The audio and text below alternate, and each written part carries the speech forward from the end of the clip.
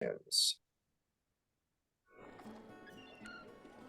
Okay, everybody, welcome back. Let's see. Should probably.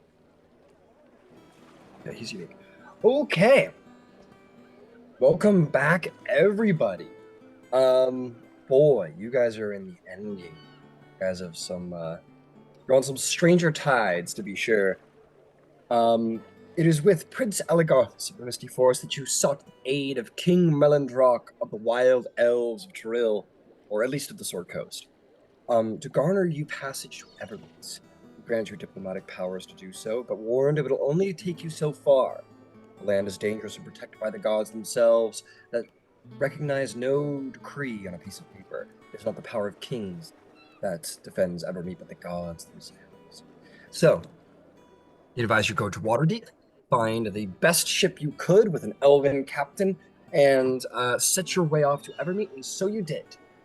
Captain Auditores has a three-deck ship with yes, well, technically a five-deck ship with 3 decks worth of cannons, a three-mast warship. Um, you'll scarcely find a more capable ship on the Sword Coast. You signed on with Captain Auditores and traveled for a month, making your way deep, deep, deep in the Sea of Swords and closer the fabled island of Evermeet. There, you did a number of things. Nithroyal set up something of a fight club for Brock and Horlick, who grew antsy as time went on. Brock bonded further with his Phoenix companion, which has grown to be quite the large bird at this point. Um, what the, I admit I can't remember what the rest of you guys did. What did you guys tell me? What did Tamlin, Vivian, and Trixie get up to aboard the ship, if anything? I know Trixie played cards with the Empyrean, made buddies with the Empyrean, and hang She out with played Prince. cards and contemplated her life. Contemplated her life, hung out with Prince Elegarthus, who endeavored to be a steadfast companion. It's all coming back to me. Vivian, you gave a oh yeah, you went to this Waterdeep uh, companion of yours where you procured all these magic items from, and set him up to be married with another winter noble, and things are quite well. There's a slight piece of information into retcon because after the session, we all realized that all that wonderful platinum you guys produced vanished after a certain point in time. So as you contacted him again, Vivian, you're like, "Hey, good news! I'm sending some ladies your way. Attend this ball; it'll go great." He's like, "You fucking bitch! How dare you! You ruined me! I got it!" And he like loses his goddamn mind. But joke's on him. He's under contract with you now, so whatever. Um, uh, Right. and, oh yeah, that's also very much worth mentioning. You guys also basically stole a fuck ton of really, really valuable magical items from many benefactors across Waterdeep, who are all very well aware now that they've been swindled all pretty much at the exact same time, the same day. So maybe don't go back to Waterdeep forever. And Tamlin, what did you get up to, buddy? I don't remember. I don't remember either, but I'm not sure it was much of anything. I don't think I had anything specific planned for being aboard the ship. So, Okay. I just don't know that there was anything Okay. specific involved. Tamlin hung out, played some cards with the sailors, and just enjoyed the month at sea as much as one can. 5 decks is a lot, but it's still small for some 150 people. As we came to the end, you guys drew closer now to Evermeet, where you were warned by Captain Auditores things would get a lot more dangerous. You all have come to this place to seek out the ritual of the first sundering in hopes that you might use it against the Iron Fae. And instead of having to slaughter them to a man, woman, and child, you might be able to just simply shunt them to their own demiplane, their own plane of existence. Leave your Feywild alone. See how it goes.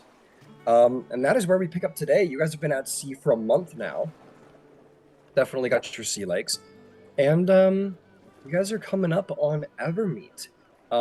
You have scarcely a couple of days left. At any point now, uh, calamity could begin. The defenses of Evermeet could become prominent. You would notice that the captain spends a lot of time at the bow of the ship, just staring off, looking off, telescope off into the distance. Is just like keenly looking around, pretty much at all hours of the day possible. She ordered the ship to sort of strap down everything. There's no more loose cargo anymore. There's no like loose cannonballs. Everything's been secured. Crates have been tied down in the cargo holds with your foodstuffs. The place is basically being prepared for the worst. And the captain simply stands attentively at the bow of the ship most hours of the day, just keeping an eye out. His crew not entirely being consisting of elves, and elven eyes are what is required. So, is there any last things you'd like to do before you face what is to come?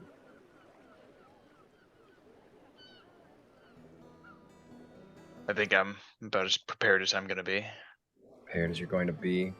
Horlick, I would say you being the avatar of the Stormlord himself, you feel this feeling you have felt many times, my friend. That feeling at the edge of the storm, at the breath before the battle, the precipice of combat. That sort of looming black clouds off in the distance that alight with your master's power. That feeling of the breath before disaster. You have been here many times, and I imagine at this point, perhaps it's kind of exhilarating, finally, after a month of nothingness. Did I have anything from you, Vivian?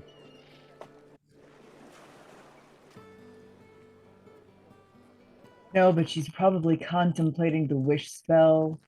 And did that actually have real gold involved with it? That was like real and forever. And she did not realize that money wasn't forever, and she would like to make good on that. Like, that's not what she wants to put out in the world. No, obviously you did not.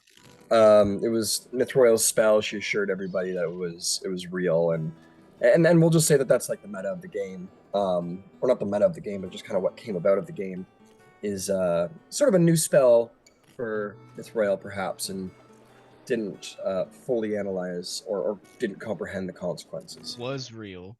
And again, For about not a minute. Yeah. This is not me trying to create any kind of problems. This is me trying to fix a situation. So we had discussed the wish spell being able to create money, but it was significantly less. But it was Yeah, it's Yes, but 25,000. It says that in the spell. Yes, but it is real. Is the key. That's what I'm wanting to check. After the war, I just might have to make a good bit of gold. Then I'm going to ask later, because we don't have to do it now, just exactly how much I owe this guy. I mean, in fairness, this is like classic Fey trickery. This is like, for that guy, that is like the perfect character backstory, in my opinion. Where like it's like, I was a high noble in Waterdeep. I was a patriarch of men. I was on the council of Waterdeep, and this beautiful woman came along and No, but I need platinum. him there. I need him in the Council of Waterdeep. Yes, I need him where he is. I understand. He's not, to be clear, he's not broke. He's just down some super cool magic items. I mean, it didn't help him in any sense of the word, but right. But if I'm trying to create, yeah, you do whatever you want. I'm just no. She wants to opinion. be happy. She has reasons. Sure. She's expanding her profile. Yep, fair enough. What about nothing from Nithroil, nothing from Tamlin? You guys are good, waiting on whatever's to come. I do have one thing that I would want to try. Where is it? It's a specific item that I need.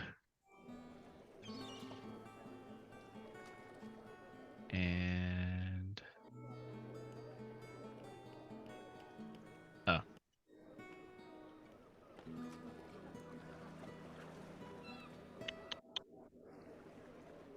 Do. Yes. All right.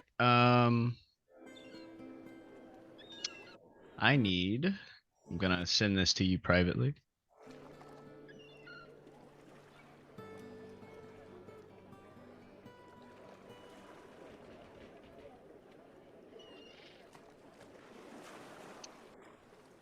All right. Please.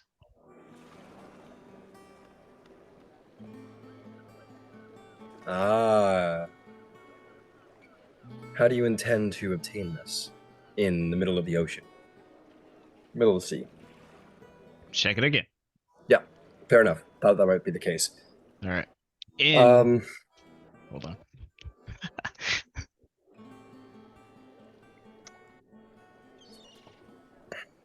Got it. Okay, yeah, totally got it. We can, you want this to be secret, I assume? Clearly, yeah. Okay. Yes, it happens. That all works out just fine. And you do that today, as we have entered into proper chronology of day to day. Very well. But yes, today you do that. No problem. Okay. The day rolls on, sail closer to Evermeet. I'm sure everything's gonna go fine. Yeah? I'll just say, as the captain seems to be more agitated as we keep going, I think Trixie will just ritually cast commune with nature every once in a while. Okay. Just trying to sense. I know it's 3 things, so like maybe elves, big ass water creatures. I don't know if that's the thing I can search for, or if I have to be more specific than that.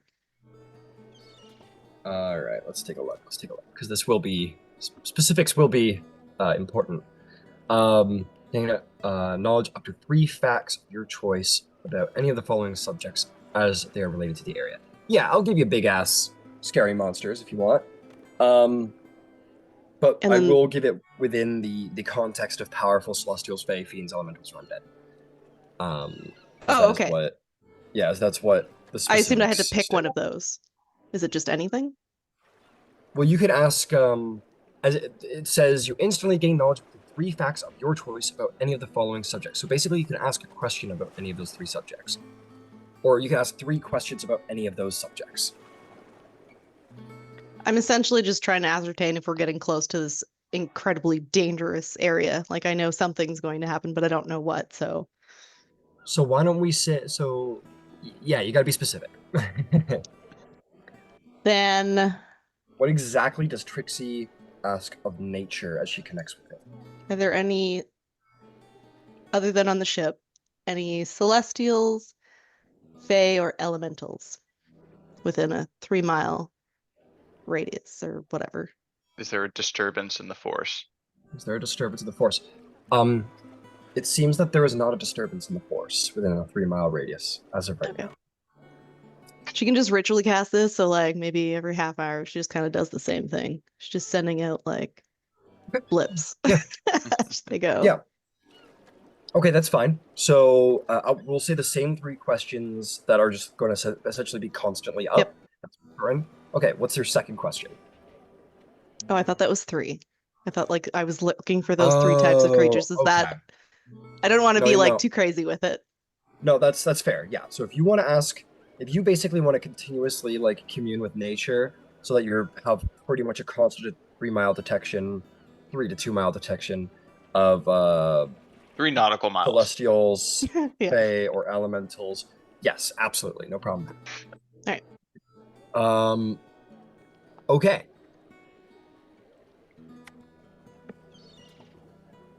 Okay. So you guys begin to travel, making your way into the Sea of Swords. You do see up ahead The storm. There is indeed a storm coming upon you all. Black clouds, light flashing within them. The domain of your patron Horlick. And the captain sort of sighs and says, "All right, here we go. Prepare for storm," and everyone will sort of pop to, get ready to go. And the first thing we do today, get ready for indeed quite a storm. As you guys begin to make your way into the storm, it is going to be a crazy one. It starts small, but it does not take long for that rain to pick up and the winds to pick up too, and this becomes a incredibly dangerous storm. We are going to go to a little battle music because things are about to get very dangerous. Can I fight the storm? No. Are you a baby? But I don't know how you would, but it's possible. Okay, let's get everything looking the way it ought. Okay, you sail upon the siren's call. Very much like in probably any pirate or ship movie you've ever seen, where they're like, "Looks like there's a storm out there," and then it cut immediately to the heart of like people being thrown across the deck, waves splashing, sending people flying across the deck, people holding on to ropes, like pulling them just to walk forward, unable to see. This is sort of the scene you guys find yourselves in. Very fast, very quickly, the storm sneaks up on you, quicker than you could have ever imagined. Okay. There are going to be 3 phases to the storm as you enter into it. You are in the middle of a very strong storm as the wind and rain pelt down on everybody. So, the captain is going to, of course, serve as the captain of the ship, and the crew is, of course, going to serve as the crew of the ship. I'm simply going to say, yeah, I'm going to take care of those because this is going to be a skill check. I'm going to roll those and just get those out of the way because we're going to need 5 successes here. Captain is successful in steering the ship and keeping people on track. The crew is going to be successful as actually the crew is not as successful, being sort of hurled around. The captain looks at you all. Actually, I think the only elf amongst you, like only true elf amongst you, is Trixie, if I'm not mistaken. Or no, there's Nithroel and Vivian as well. My apologies. The captain's sort of like at the wheel, trying to pull the wheel aside, and is going to call out to the 3 of you, and it's going to say, "I need someone at the bow of the ship. Keep an eye out for illusions." And we'll just sort of scream this out. It says, "The moon goddess will try and block our way. Keep an eye out for coral reefs or anything that might have fired out a ship." They're sort of pulling the thing and sort of like yells out of the 3. Says, "One of you go now!" Who decides to take initiative to try and watch the waters and the nature of the ocean, try and keep the ship going? I will. Yeah, I was gonna say, did he mention something about illusions? Yeah. Yeah, so yeah, we just all look at Nithral. I feel like that's what Nithroel does here. Yeah. Okay, I have an idea of how to protect the ship, but got it. you know. So Nithroel, you run to the front of the ship. I'm gonna ask of you, as this is probably going to be of a magical nature, less, yeah. This is going to actually be a wisdom-based nature check because, but you know what? For you, because you are an illusionist and this is your area of expertise, I will give you Wisdom Arcana instead. Okay. Because this is about watching the terrain and seeing through, because, like, you know that illusions could be solid, so this is less about detecting the illusion, more about detecting the terrain itself. So, Wisdom Arcana. Okay. I will ask one question. Yes. Please Do I have time to cast a spell? Yes. All right. Second question. About how wide is from the front of the ship to the sides? How wide is it? Yes, from the front. Like if the ship was coming at you, how wide would it be from the front all the way to the sides? Like to when it gets to its widest point. Yes. We're gonna call that 90 feet from the very tip of whatever that pole is called in sailing terms to the maximum width of the deck. All right. In that case, It is also very high off the ground to mention. right. And I would probably only need it Or sea from level. the front of the actual ship, not necessarily the pointy bit. The bow pulpit.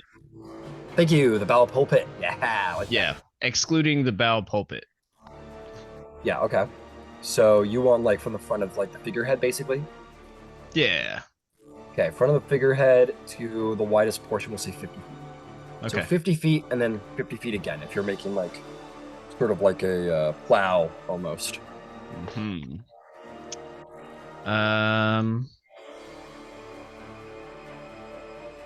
Yeah, I'll use my trying to see if I got anything bigger. All right, we got to move fast. We're in the middle of a Yeah. storm here. I got you. I got Still you. time to go through your spell book. I'll do a major image, my signature spells, Okay. and I will make a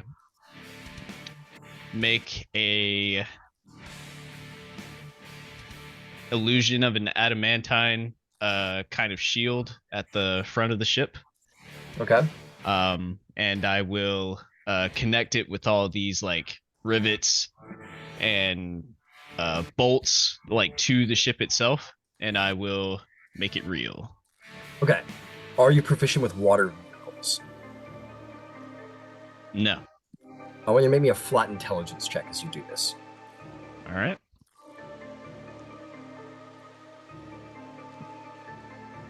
That'll be a 14. 14. Okay. Okay, 14. So you create this giant, like the strongest, most dense metal known to man, basically. And you create and what's the radius of major image? The radius of major image is a 20-foot cube. Alright. Okay, so you're gonna create something along the lines of. Oh boy, this is where things get a little. It's all good though. All right, let's see if we can be fancy here.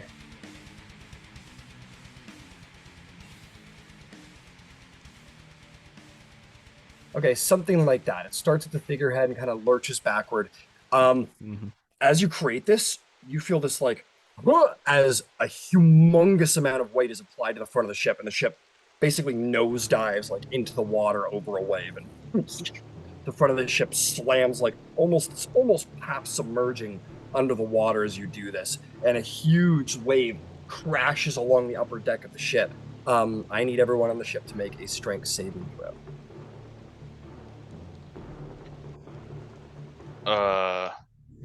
Everybody within 30 feet of me gets I a don't- +6 on that. I don't think it's possible for me to fail. Probably not.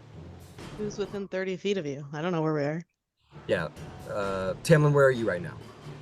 I honestly don't know. I suppose I was thinking like in the midst of the storm, he would just be looking for the place where he could be most helpful. I don't know if that's helping to pull ropes or All right, we're gonna say some dwarf calls out to you, and he's like, "Get over here!" And you're like over here doing this.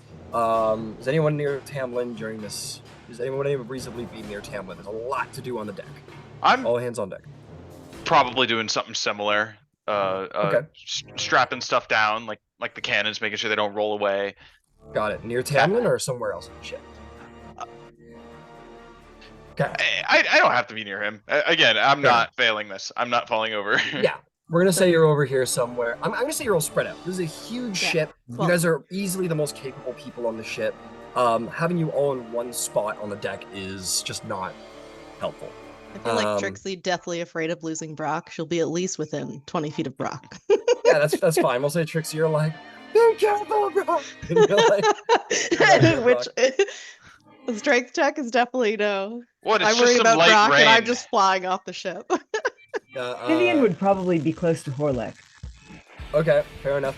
Horlick, part of me imagines you like hanging off one of the masts, going just like cackling like that. Well, What are you doing?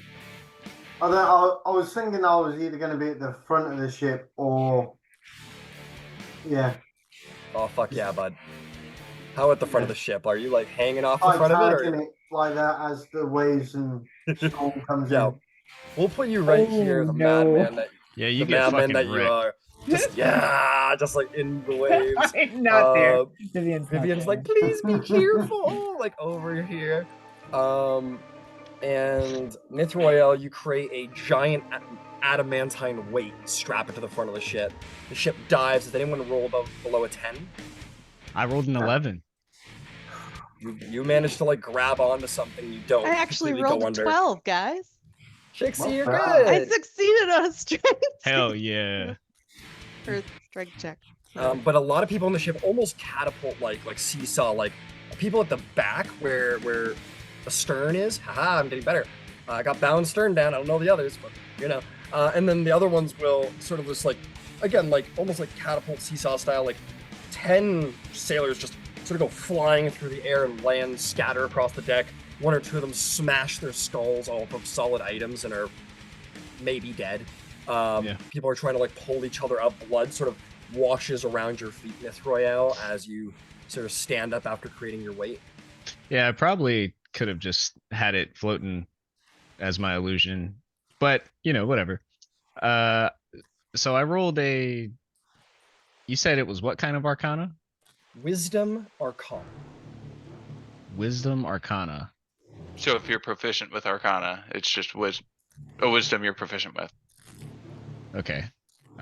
I would have had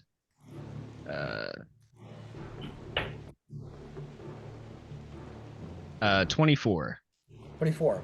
You're very good. You look and you try and look around very, very well. You hear under the belly of the ship this scraping sound, and another people sort of like lurch forward across the side of cannons and such. And you're like, what's going? And you're like looking around, sort of trying to furiously find whatever it is. Something does smash off the mast now that the ship is sort of like dipped half into the water. There is like something smashed up the front of the ship. It sort of bounced to the right. There's like this horrible cracking sound on the hull of the ship. This is considered a failure. The captain pointed to all of the elves of the ship, and for whatever reason, you are not able to see the illusions in the water. The captain, while has sent Nithroyal off to do this, many of you will notice that the crew is sort of fumbling around and like cannonballs are rolling across the ground. There's a little bit of a panic, a little disorganized. They can't quite hear each other over the ship. Someone needs to rally these people together. Someone needs to like get their shit in line. Somebody needs to bring a heavy hand to these sailors and get them working right again. Who would like to take that opportunity to do that? Tam Lin. We're a leadership group. Yeah. Well, don't worry. This is not going to be the only opportunity for such things. Tamlin, I need an intimidation check. You need to get these sailors on the line. No fucking around. Dirty 20. Dirty 20. You grab some guy up off the ground. You're like, get back. And you're literally like throwing a guy like back to the rails. I'm like, grabbing, like, get in the line. You're just like yelling, almost making yourself hoarse, yelling across through the rain. And you're able to push some people back into line. The ship is here or there about how well it's doing. Someone's got to tie it all off. All of you heard the lurching and scraping in the decks below. The ship is probably damaged below, and someone needs to patch it, or you are sinking. Who has, do they think, the strength to to patch up this ship, grab wood, pin it into the wall despite the water pressure that's probably coming through.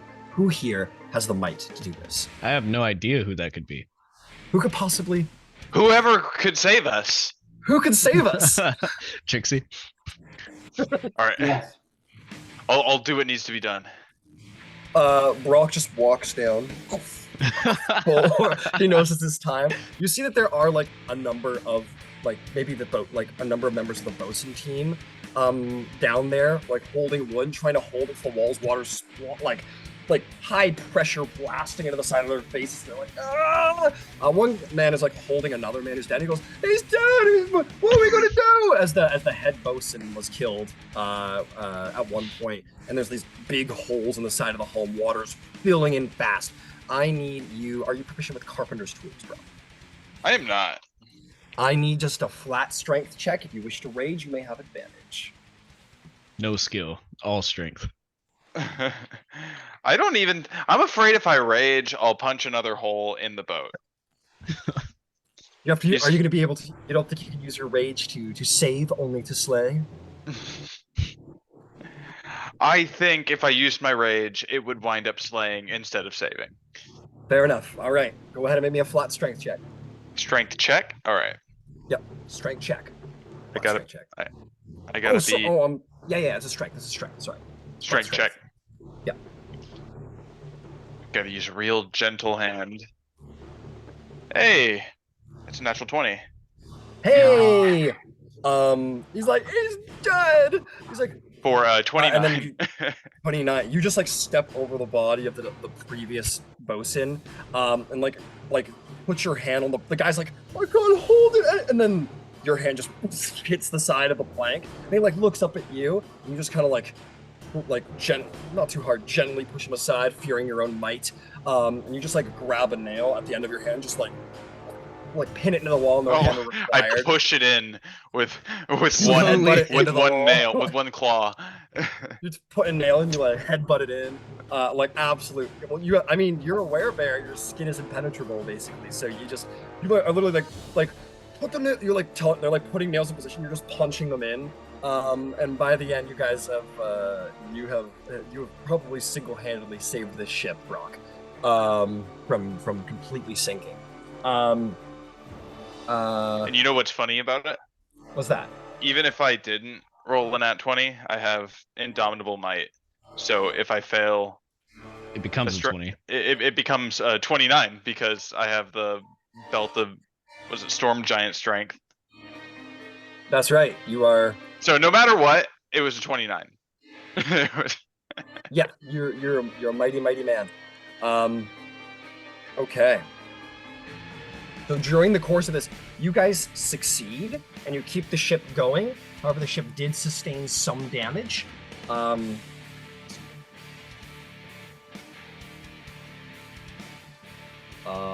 It took 20 points of bludgeoning damage to the hull. So it's been patch jobbed, but it still took the damage as you're down there working away, Brock. At this point, you guys, this is considered a success, though. You don't lose any quality from your crew, only minor damage. That's why you're like almost maybe panicked at the front because it's nothing is working. Vivian, yeah, I see a hand. Can Vivian try something? Sure, what? Vivian wants to reach out to her patroness. Okay. You reach out to the Archfey, the Lady of the White Well, as much as you can. You just kind of hold on to one of the ropes and try and speak to her through the storm. Yeah. So Vivian's up front, I think, close to Nithroyel and sort of looking for illusions herself. Isn't your mom the Moon Weaver? Hi. Are y'all on speaking terms? Would you be able to help me see our way to saving your domain? Because that's what I'm here for. Make a perception, or excuse me, maybe a persuasion check to see if your patron can be reached in this moment. Oh. The number you were reaching has been disconnected. Stop. Okay, I have to do math now. What is 17 plus 9? It's a 26. The 26. 26. You sort of hear within your mind, she says, yes, she is my mother, but was cast into the Feywild long ago. Right. Well, can you help me through this? I can try, but my power is nothing compared to my mother's. And your patron will attempt to influence or contact her mother. But in the meantime, while you're doing this, Vivian, oh, did you have a hand up, Porlick? Yeah. Yeah. So as I was getting a bit carried away with the storm and enjoying it too much, I then suddenly realised, pull out the sword and control weather. Yeah, you want to control weather, absolutely.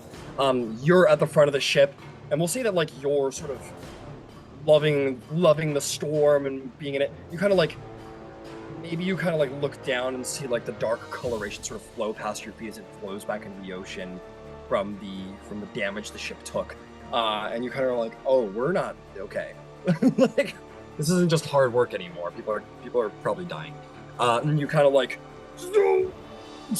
and like call out to not Zeus, but you call out to the Storm Lord, Cold, and try and beseech him, and you're like, bring this storm to a halt, and my life is yours. And are just like not actually all of that, but you're calling out to him as a portion of your control weather. And as you do this, you call to the power of Cord. This island is indeed protected by the power of gods, but not your god.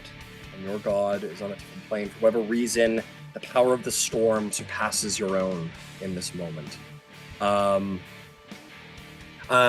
You feel a hand on your shoulder, Nithroel. Someone like pulls you back and like grabs you by the shirt.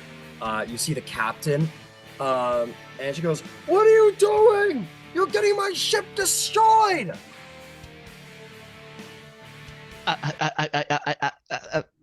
Fucking- and then I guess she'll dispel the she'll wait to dispel the adamantine ram until there's like a huge fucking wave, and then she'll fucking use it to lower the fucking weight so it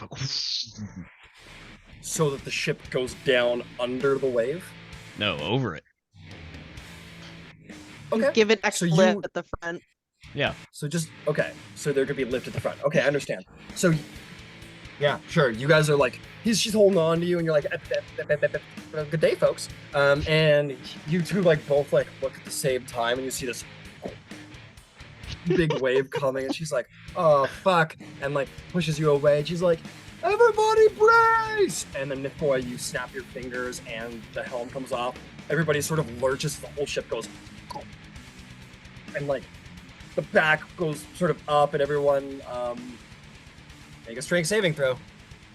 I'll give advantage as the captain did call brace, and we'll grant you all advantage in this moment. Maybe not you, Brock. You're down in the belly of the ship. I don't think you heard anything about a brace. What No. do I need a brace for? No, what do you need a brace for? Yeah, there's walls. My teeth are perfectly straight. For the time being. DC 10 strength saving throw. Who got it? I rolled an 11 again. Good. Yep, looks like good from all. Some of the sailors don't, of course. Sort of, maybe another couple, sort of, are like thrown against the walls or whatever. The Empyrean like grabs like a guy as he's like flying through the air, and like puts him down.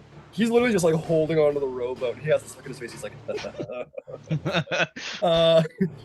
because like he doesn't want to move. If he moves, he'll unbalance the ship. But he's like grabbing people and shit and just like trying to like help in that kind of way. Oh well, and that's worth noting too is that like people are like dragging the bodies to like this Empyrean guy, and he like puts a finger on their chest, and they kind of like spring back to life as he's like trying to help without moving, which is difficult. Yeah, this comes up at the wave. You guys all like into a wave that sprays across the ship. Most of you manage to, all of you it seems, hold on the various ropes and such as you come through. Make it out the other end. The captain throws back his hair, sort of moves around, barking out orders. And he goes, "Oh fuck, get ready!" Most of you look off in the distance and have this like, "Oh god" moment as you see these two hurricanes coming towards your ship. It's time for another storm check. I am going to roll the captain's skill check to see if he can lead the crew through. On a natural 19, the bonus will be enough. This is a much higher DC than the original one.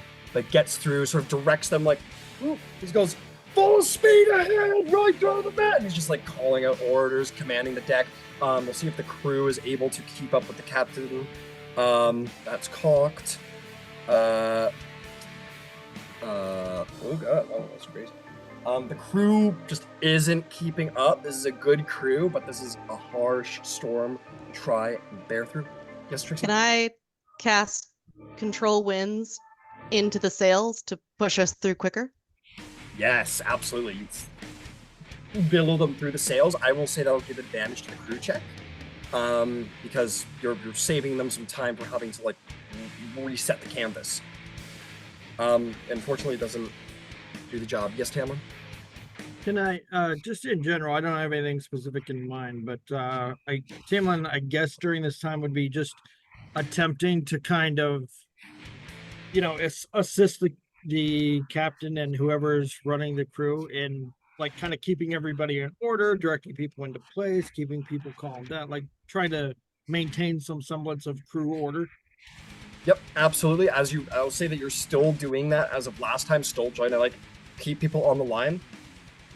I think the captain is going to select a new person for the sake of water navigation. Points at you, Trixie, and it's going to say, "Get to the foot of the ship. Your elven eyes, keep an eye out for the illusions of the moon god." And is going to just sort of like almost like grab you and like push you towards the bow and be like, "Go!" Do you wish to take on this responsibility? I will. I feel like she's not gonna try to find illusions because she thinks she'll be bad at that, but she'll be looking for things that naturally don't make sense. So water that's moving in a Understood. weird way, stuff like that. Understood. I want you to make me a wisdom-based nature check. A wisdom-based nature check. Yep. I'm sure What do I that do? will. Are you proficient with nature? Yes. Yes. So roll me a wisdom check in a skill that you are proficient. So maybe survive roll or. Oh Yeah. God, that's not good. Oh, no. in something a wisdom that I'm proficient in? Yeah. So it's just a proficient wisdom check. That could be. Okay. Yeah, you roll your wisdom modifier and your proficiency. So 18. I rolled really bad, but I've got a good plus on that. 18. Man, do you have any way to improve that?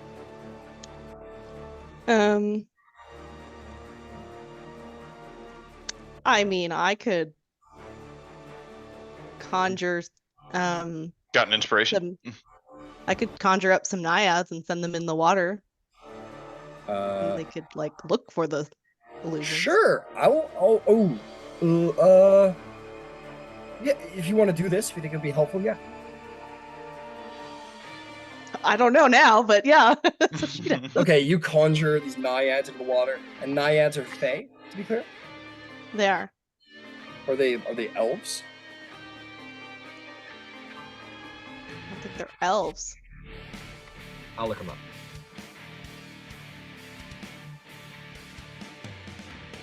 How do you spell naiad? N-I-A-D? N-I-A-I N-A-I-A-D. A-I. Oh my N- God. You get it. N-A- I-A-D? N-A-I-A-D? Yeah, I think. Am I having a Naiad spot. stroke? Yeah, I think That's I'm what my having brain I felt am like. in Yeah. pain right now. It just says medium fey. Got it. Yeah, I'm got him now. These beautiful water spirits dive into the water, and you, Trixie, like you do catch as you're going. You do like see what the captain's talking about. Like you see Nathaniel like maybe still like eyes like going around the water trying to be of service, but like fully missing these like giant coral reefs and like rocks and stones that are coming at the ship like clear as day.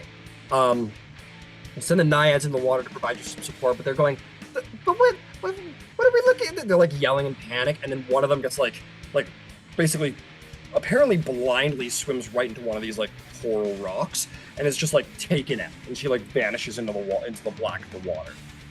It seems that only you, for whatever reason, Trixie, can actually see these hazards, but unfortunately, in the panic of the moment, you do not roll well enough, especially with hurricanes attacking the ship. And the ship is going to lurch into the middle of one of the hurricanes, or some debris from the water is going to smash into the side of the ship and hit the hull. So unfortunately, that is a failure. Ryan. Yeah. Do I know these hurricanes to be a spell or a magical effect? I mean, how do you intend to figure that out? An Arcana check? You make a nature check? I feel like that tells me all I need to know. I mean, do you have detect Make a nature magic? check. Make a nature check. 22. 22. You watch closely these hurricanes, and are trying to like see if there's something wrong with the way that they're rotating, the airflow within them, the vortex itself. Mhm. These are remarkably powerful for the area. You expect that though these are real, they were probably conjured forth. These were not naturally occurring. I mean, as natural as it can be, but these have certainly come here by, like, basically the sea has a will that is trying to stop you, and these hurricanes are a part of it. This is not just some happenstance hazard. The sea is trying to stop you, and you know this is part of it. Okay. And with that roll and understanding that, I don't know, would a dispel magic work? You could certainly try. What do I gotta lose? I will upcast dispel magic once I get within 120 feet of the hurricane. I said very powerful. I think we're in it. We're kind Are of, we? yeah. I want Okay. you to make me a. As you're like waiting for it to get as close as possible, I want you to make me a con saving throw as a concentration to be able to pull off the spell, just from the sheer torrent of force that you're Yeah. able to actually concentrate on producing a spell. All right. Constitution.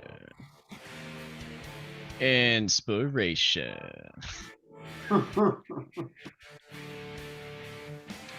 A 17. What spell did you cast? Or what level did you cast it at? I would like to cast it at the highest level I'm able to right now, which is an 8th level. An 8th level. Yeah. Make me an intelligence check. Flat intelligence check. All right.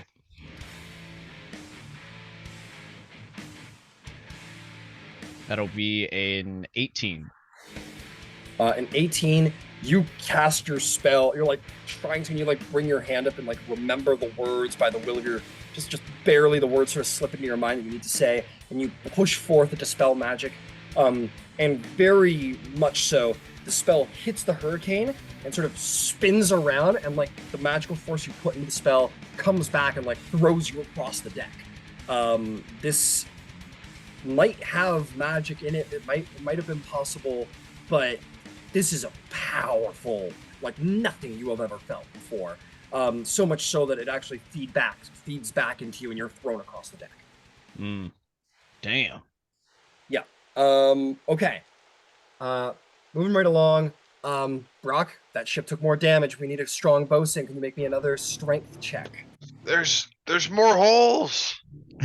There's more so holes. many holes. I patch 1 and 2 more pop up. Flat strength check. Flat strength check, as long as you're not raging. That will be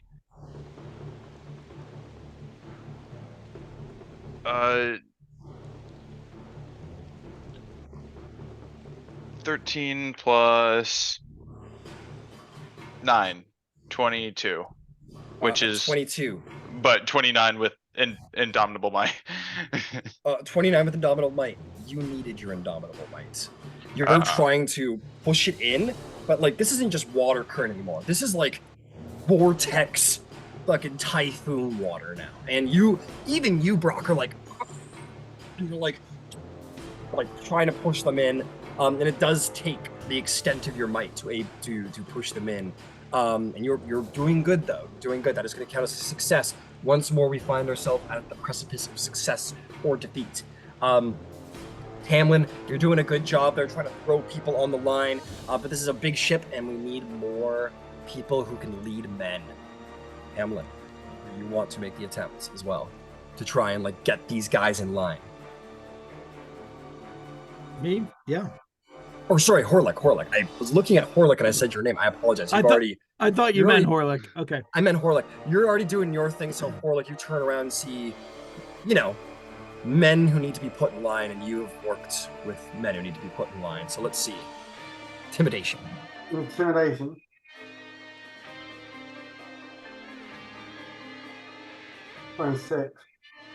26. People are on the edge of panic. This is the greatest storm they, or perhaps anyone alive, has ever faced. There is panic and fear, and their confidence hangs on a knife's edge.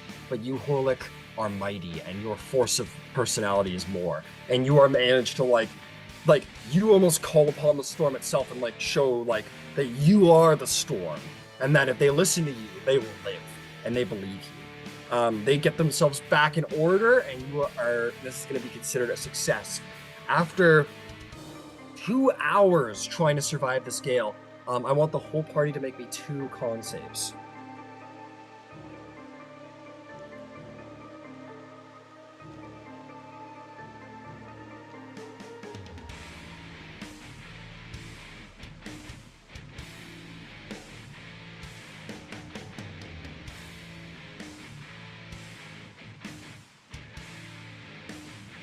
Who's got him? 28 and 19. You're fine, Tamlin. 27 and 20. You're fine. Who else? Vivian? 27 and 28. I'm sorry. 28, fantastic. Horlick, you're up. What's up? 27 and 30. You're fine. Trixie, 30 and 31. you're fine. How about Nithroya? 16 and 26. Yep, you're fine as well. Okay. We're so healthy. You guys are very healthy. Some of the crew is like, "Ugh." like clearly exhaustion is taking the ranks, but thanks to you, Horlick, and your brutal iron fist intimidation keeps the men working and helps them push into the second wind that they need.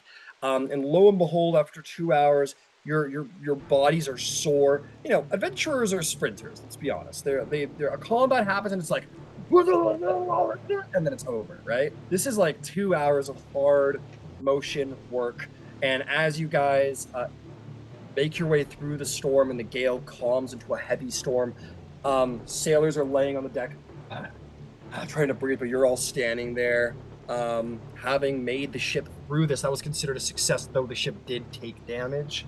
That's going to be it's going to be 18 additional damage to the hull of your ship. But no quality is lost. You make it through there.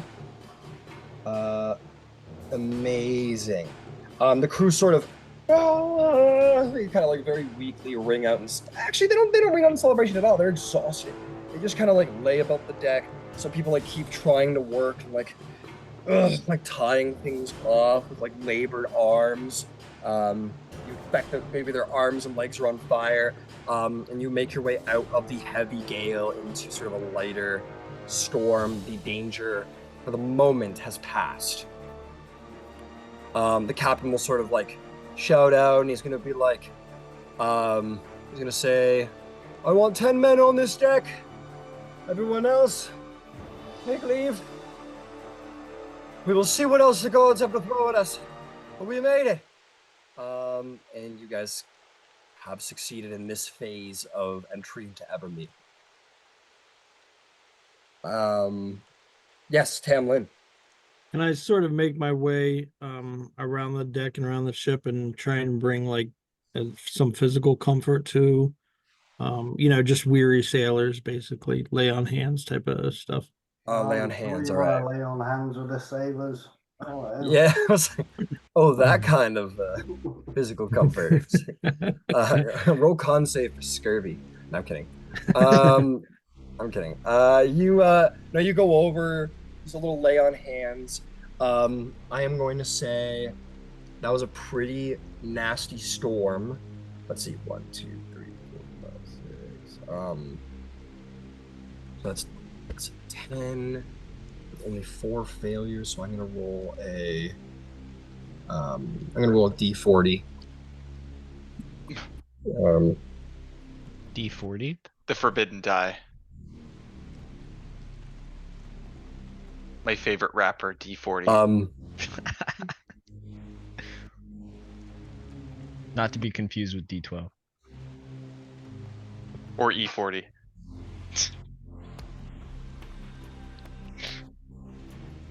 was that? 37 sailors are like grievously wounded. 10 of them are dead. Wow. Acceptable losses. Do we get the sense that this is like only the beginning of our day in this craziness? Yes. Okay. This is just another Then- day of crab fishing in whatever reality TV show. Yeah, right. Okay. Leah's catch. Right. Then Trixie is going to start casting foresight on herself. What the fuck? You call forth the power of nature, not just nature, but all of nature. The wind. You pull full Galadriel where you're like, I can feel it in the air. And the air, the water, the wind, the heat, everything points you towards success in all of your endeavors, warns you what's to come. And you are, for all intents and purposes, a precog right now. You're precognitive. No milk required. No milk required. That's great. I only had 2 9th levels prepared, and the other one's not going to help us at all, so I'm like, fuck it. I'll just use Got this it. one. Tamlin, how would you like to distribute your lay on hands to the injured sailors? I guess probably, just are they fairly the injured ones, are they fairly equally injured, tired, etc., or are there people who are more grievously injured? There's a variety. I guess my question is like, do you want to give like 1 point to as many people as you can? Do you want to like Right. try and get people to like work down the way of getting people to full? How do you want to distribute? I think we're gonna prioritize like honest, serious like injuries that may affect functionality, and then work our way down to just like general weariness. Got it. And those people you want to like fully recover, or just like about halfway, get a little. No, yeah, I just want to get everybody to the point that they're. I guess that's what I'm trying to do. Is I'm trying to level everybody to the point that they're able to, work reasonably. Okay. And how many lay on hands points do you have total that you want to distribute? Of 100 course. total. You want to give that I all want to 100? Yeah, let's do it. Why not? Okay. That's a lot of hand land. Right. I am going to say, because you do this, after an hour at sea, 20 of the injured are fully recovered. Thanks to you. Okay. You like get them past like the hardest part, like basically their bones reset and like any potentially lethal injuries are fixed. And after a sort of patch job, short rest, those 20 people pop back up. So you're only down to 17 intensely injured individuals. So while Tamlin's doing that, on a sort of similar thing, I just want to walk around and start praising everybody that they did a really good job. We're not finished yet, and just giving them that little pep talk, not intimidating them. Yeah. Praising Yeah, them in that sort of way. Yeah, a little aftercare after the big storm. Why don't you make me a persuasion check to go through and give forth that like gentler praise now that the danger is past for the moment. 26. 26. I am going to say on a 26, you help everyone recognize that this was a victory, and that everyone knew this was going to be momentously dangerous, but this was a victory. I am actually going to give the crew an additional quality point for this, as you help them recognize that this was a victory. So your crew quality is now 9. The captain kept a tight ship with 8, but now it's up to 9. They totally forgot about their dead friends. So just kicking them off as we're walking by, like, don't worry about that, it's okay. Don't worry about that. The quality is less about like how grieved the ship is, but how much confidence they have in the leadership.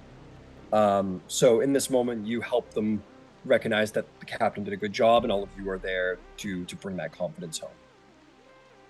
Well done. Actually, I'm going to take a little page out of Horlock's spell book, or not spell book, but playbook. And I'll try to gather together the members of our party. Okay. And kind of update them on like the status of the crew, of what I saw as far as like people's reactions, etc., and point out that this seems like it's probably the beginning of our trials here, etc. On my way to granting everybody inspiring leader. All right. What does that entail? So that is 26 temporary hit points to everyone in our party until our next short rest. 26, yeah? Yep. 26. Wicked. Trixie was like You. head nodding just before you said every really important thing. She saw it just before. Yeah, Tam, when you go to open your mouth, then Trixie's like, yeah, right. You're like, I totally agree with you. yeah, Trixie's like, that's a great plan. And like, someone's like, what? And then Trixie explains it. Like, no, like she's gonna say that. And you're like, what the fuck? No, she won't steal his thunder, but she'll just be like, just before he says something, she'll be like nodding, and then just before the end, she'll be like clapping. She starts to like remind him of elements that he wanted to include but hasn't said yet. Yeah. It gives like the dad who's been forced to show up to his like kid's 3rd grade graduation is like, okay, I gotta go. It gives that a little bit probably. It seems hasty. As the storm is outside, you hear the crack of thunder. You guys are by no means out of the woods. As you are down there and some of you are trying to help out, you do feel the ship sort of like lurching as you expect. The captain is avoiding those sort of hallucinatory designs within the water. And then eventually the ship sort of goes steady for a time where like you all feel like you aren't gonna, like chunks aren't being blown down below deck. And this sort of steadiness lasts for a surprisingly large amount of time for the amount of wind and storm going on outside. And Vivian, you get the sense that you're getting a little help here. That maybe the those things aren't working.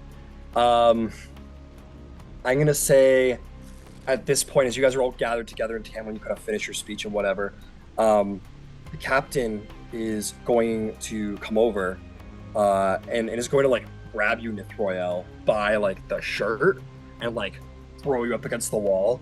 It's gonna be like, What the fuck was that? What was that? I told you to watch the water. You ran us into coral and debris. My fucking daughter could have done better than that. You want to sink my ship? No, I do not want to sink your ship. Are you blind? You're looking at me, so I'm inclined to think you're not. Please back away from me. She'll let you go. You're like, next time I tell you to do something, do it. Or everyone on the ship's going to be fucking dead. And she'll like look back at the rest of you, like, get her eyes checked. She's no elf. And walks away.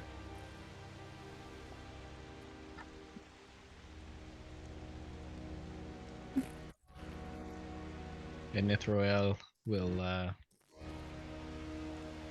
kind of look down and walk away into another room below deck.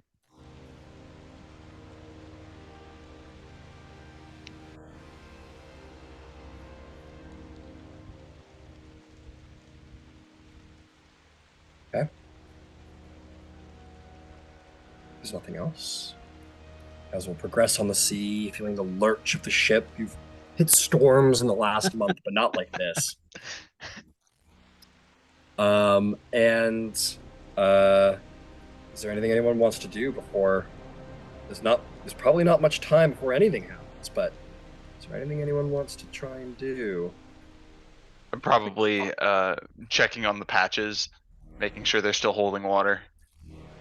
They are still seeming to hold. You know, there's a couple of little spouts coming through, but there's nothing you can do about that, or at least the other bosuns tell you, because though you have the strength that they need, you don't have the expertise of carpentry to really understand all of the fundamentals.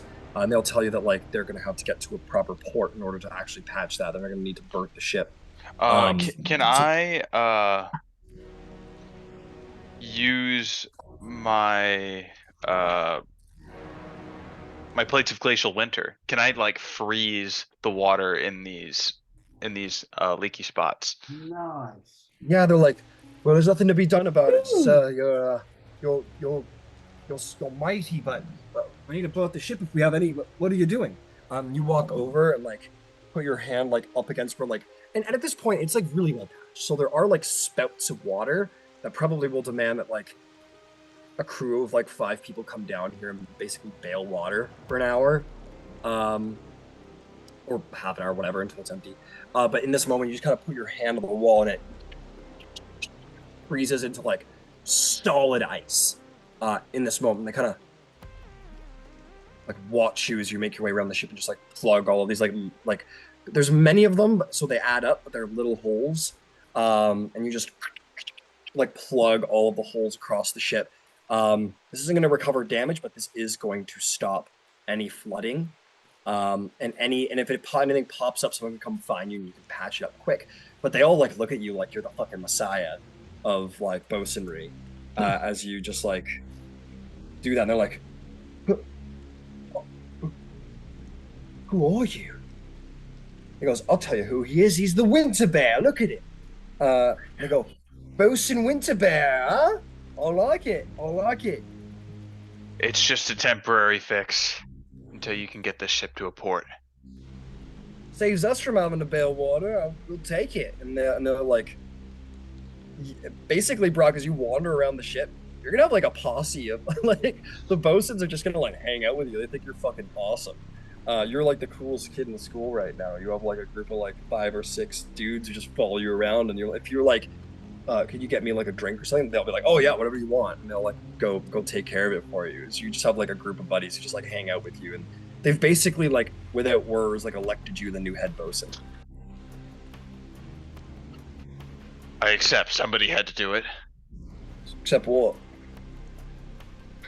Head bosun.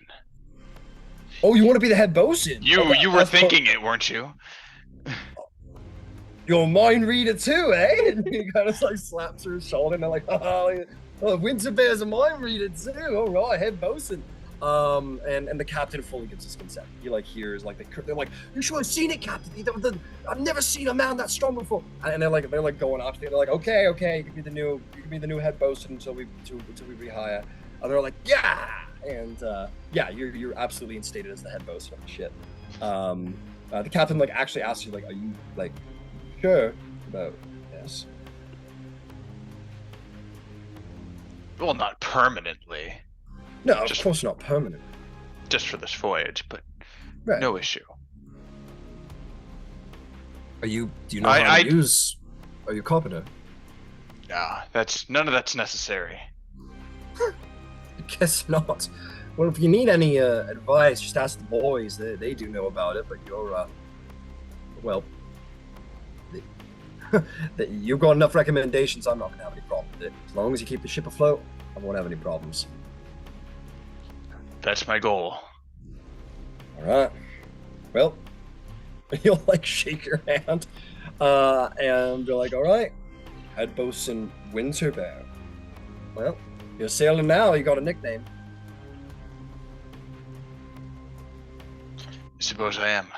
All right. Pat your shoulder and go back to work. Anybody else got anything they want to do around the ship? Yeah. All right, Horlick. After seeing what the captain did with Nifrael and her disappearing, I'll go and find her if I can, please. As long as she's not disappeared off to a little shady place. Where are you off to, Nithroyal? Where did you like run off to?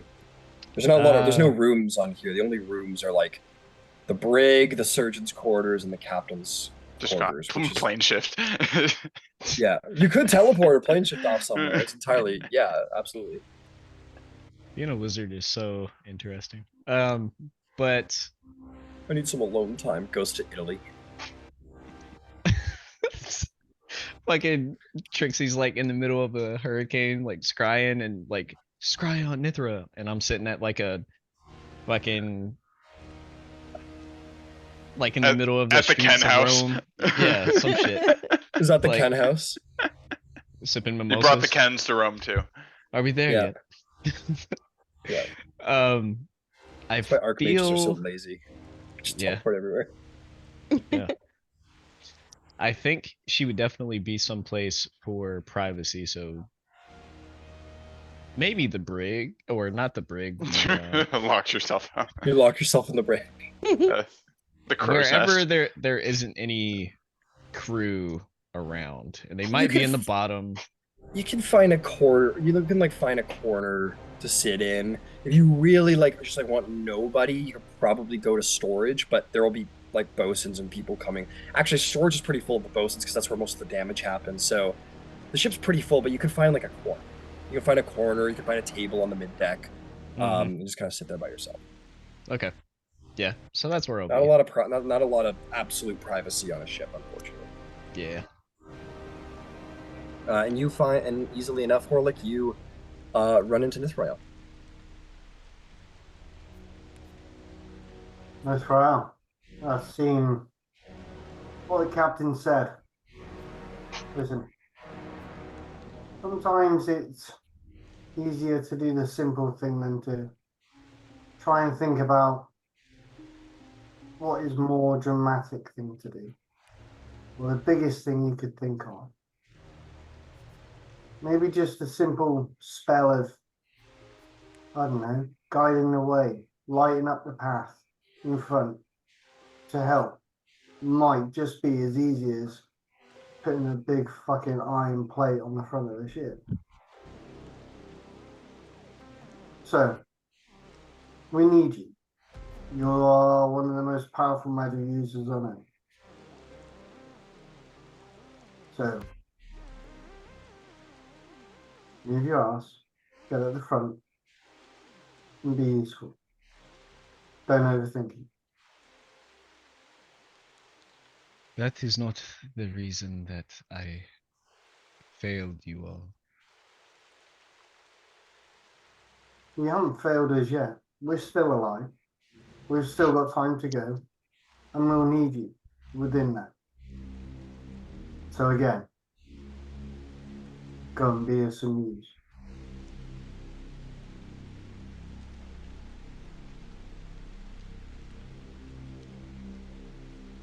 Stay right here.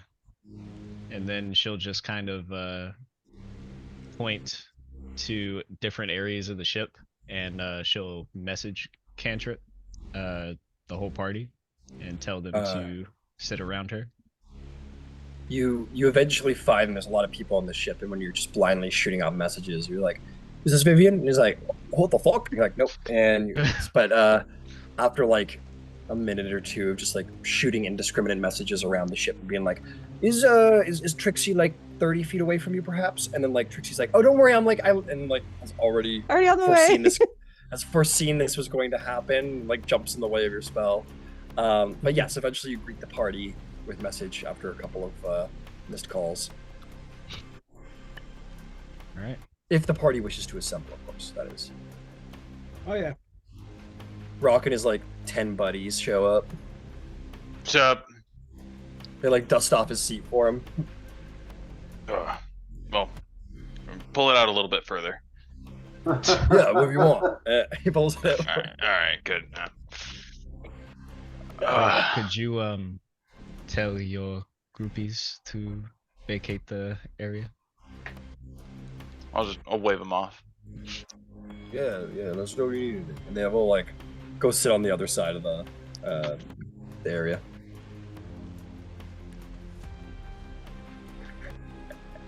As she waits for everybody to sit down, she'll just kind of nervously be tapping her fingers on the table.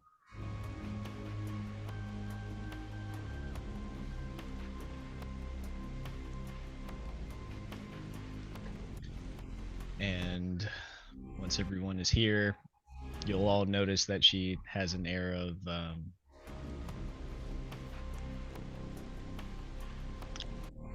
trepidity, maybe. And she will say, looking down at the table as she kind of leans in,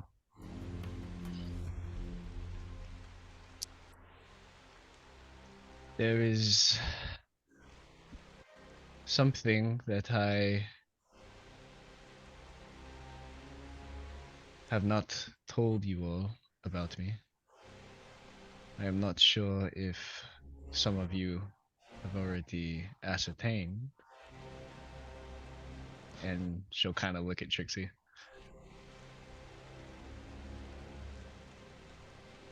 I am not what I appear. Like an illusion.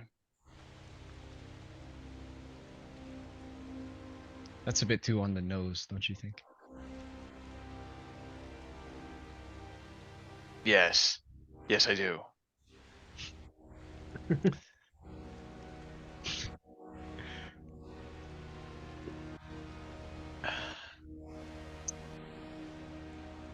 My name is not Nithroel.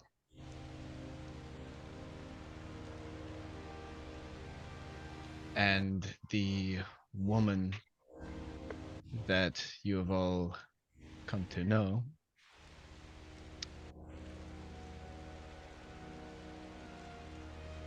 is more properly known as Velorina White. And she'll kind of take off her glasses, put them on the table. I feel like Trixie smacked Brock because she knew that was coming, but her reflexes, although her head is very fast, her reflexes are slow, so it was like at the same time. Yeah, it was like too late. You're already like it was all it was coming out as like her hand like bopped you on the nose. As she puts it down, she'll kind of rub her face, and you'll notice that her skin just on her face begins to change to a very pale white. And her hair turns black. And as she moves her hands down, you will see the face of not a beautiful high elf professor. You will see the face of a scarred, smaller changeling girl. Her skin is not pale, but white. Yeah. With a capital T. Her eyes shaded smoky black, but not makeup, of course. Pupilless, and is, which I'm sure many of you being denizens of the Feywild have seen a changeling before. It was not as uncommon as it is here in the material plane. Much more common in the Feywild, known for sort of being swapped out with mortal children is kind of generally what happens to them at birth. When you see that Mithroyel is not Mithroyel. So, now what? Are you some kind of spy? Don't listen to Brock. I'm very glad that you were finally able to tell us. Finally felt comfortable enough to tell us. Well, I was.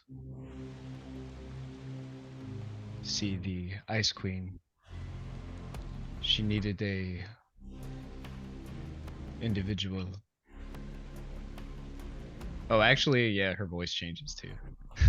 It's definitely like a lot more cockney and fucking like not as prim and proper as when Nithroel speaks. It's a lot more like blunt, and I'll try to.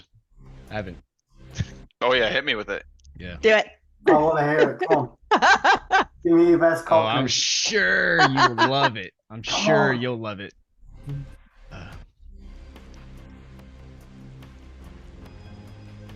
The Ice Queen, she needed a individual to infiltrate the Lady Zabilna's soiree, so to speak. She needed someone to convert her to the other side, to the Unsaily side. And I was to be that person.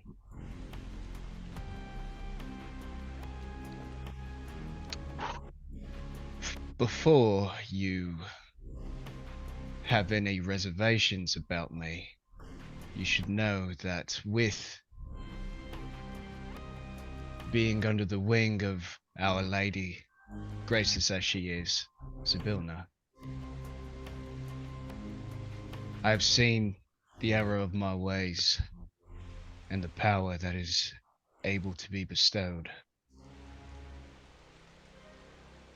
She has given me the tools to overcome my shackles, and with that power, I will see our mission through.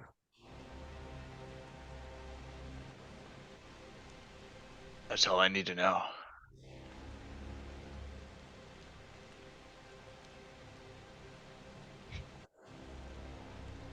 I just finished watching the Gentleman movie, so it's yeah. Oh, I thought you were busting out a Billy Butcher. yeah. It gave Billy Butcher. I wish I could. Yeah, I'm not good You're at like a fucking feminine welcome. voice, but whatever.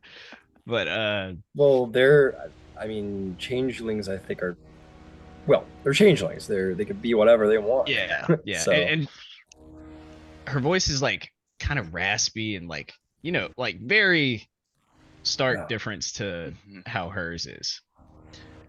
how Nithroel's is. Basically, what you're saying is Nithroel's a changeling is a lot more poor. Yeah, yeah, yeah. Pretty Coffee with much. some vocal fry. Yeah, Yeah. exactly. Okay. We can get a little bit further into why I chose the form I did, but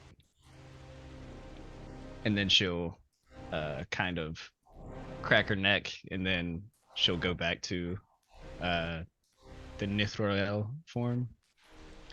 Okay. And so you are.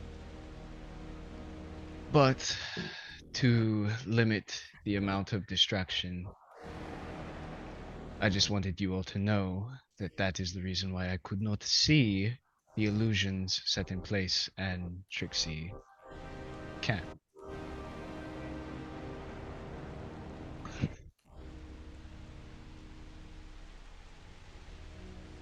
Well, perfectly understandable. Which it's probably a good idea if I actually get back up there and keep a lookout. But again, very glad you told us finally. And Trixie will go head up and keep watch at the front of the ship. And this is the funniest part that I have to imagine is that like Trixie receives the message and is like, okay, I'm coming. And then she's making her way down the stairs and nobody's there. And she's like, oh, Nithroel's a changeling? Trixie already knew. Yeah, that's crazy. And then had That to would like be act funny really if you didn't surprised. know, and then you. It would have been funny. yeah. Yeah, this spell would have been perfect, but Trixie did know before this. Yeah, yeah. Like just in the middle of the conversation, Trixie goes, Oh, sorry, nothing. He's Never mind. Sorry. telling us. It's happening. It's happening. Yeah, Trixie was definitely playing it cool that whole conversation, but was like just seen this smiling movie. the whole fucking Yeah. time. Yeah. She's celebrating inside. Yeah. Okay. Okay. You guys all sort of go back to your duties. You have Nithroel has revealed her deepest, darkest secret. Yeah. So you head back up. And I will say for about an hour, you guys are doing okay. Not incredibly great. But it seems for whatever reason these dangers of the terrain that were forcing the ship to sort of lurch left and right have ceased.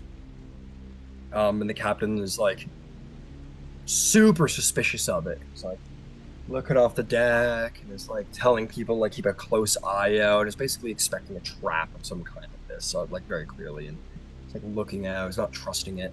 And the storm rages on, however. The rain piles in. There's at one point where there's like a lightning strike and it hits some of the canvas. And I'm gonna say that like, that one isn't as bad. The crew kind of takes care of that easily enough, especially because it's so wet. But it's clear the sea has a will to turn you away, without a doubt. But around the end of this hour, anyone can take a little short rest if they want. Put that out there.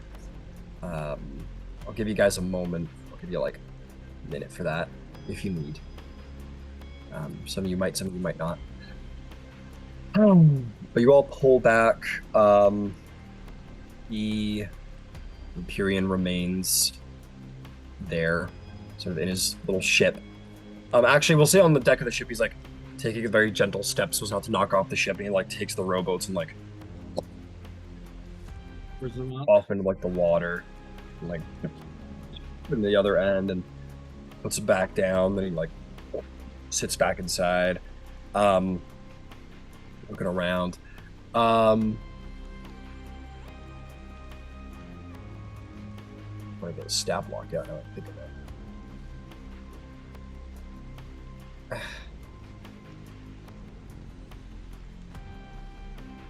Give me the big guy. It's coming. With that, I will say your Phoenix Brock is like largely just like basically ascended really high and just kind of like it's been following you guys from up high and then kind of descended back down when the water calmed some. At a certain point, certain point.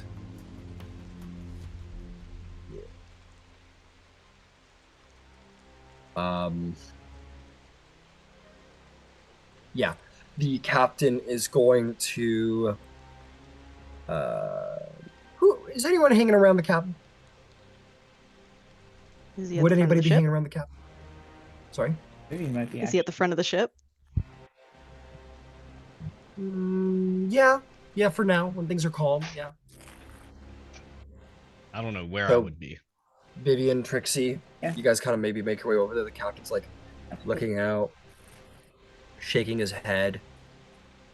And then there's like a call that goes out from the crows and it says, "Captain, something off the starboard bow!" And he like moves over to the side. A number of the other sailors do as well. And he kind of goes off the side, pulls out a spyglass, and starts like scanning the horizon. My God, what is that? And he's like staring into something, and he's like pulls it back. And was that a? Someone goes, was that just? What was it, Captain? He goes, could have been a wave, but I don't want to trust anything right now. And he'll like look at the two of you and just kind of like without looking, like hand off the spyglass if anyone wants it. Either you want Sure. Yeah. it. Trixie, you may of course make. You don't need it. You're precog. Vivian, you can take it. Why don't both of you make your perception checks at advantage? Vivian, because you have a spyglass. Trixie, because you know exactly where to look. Oh, I rolled horribly again.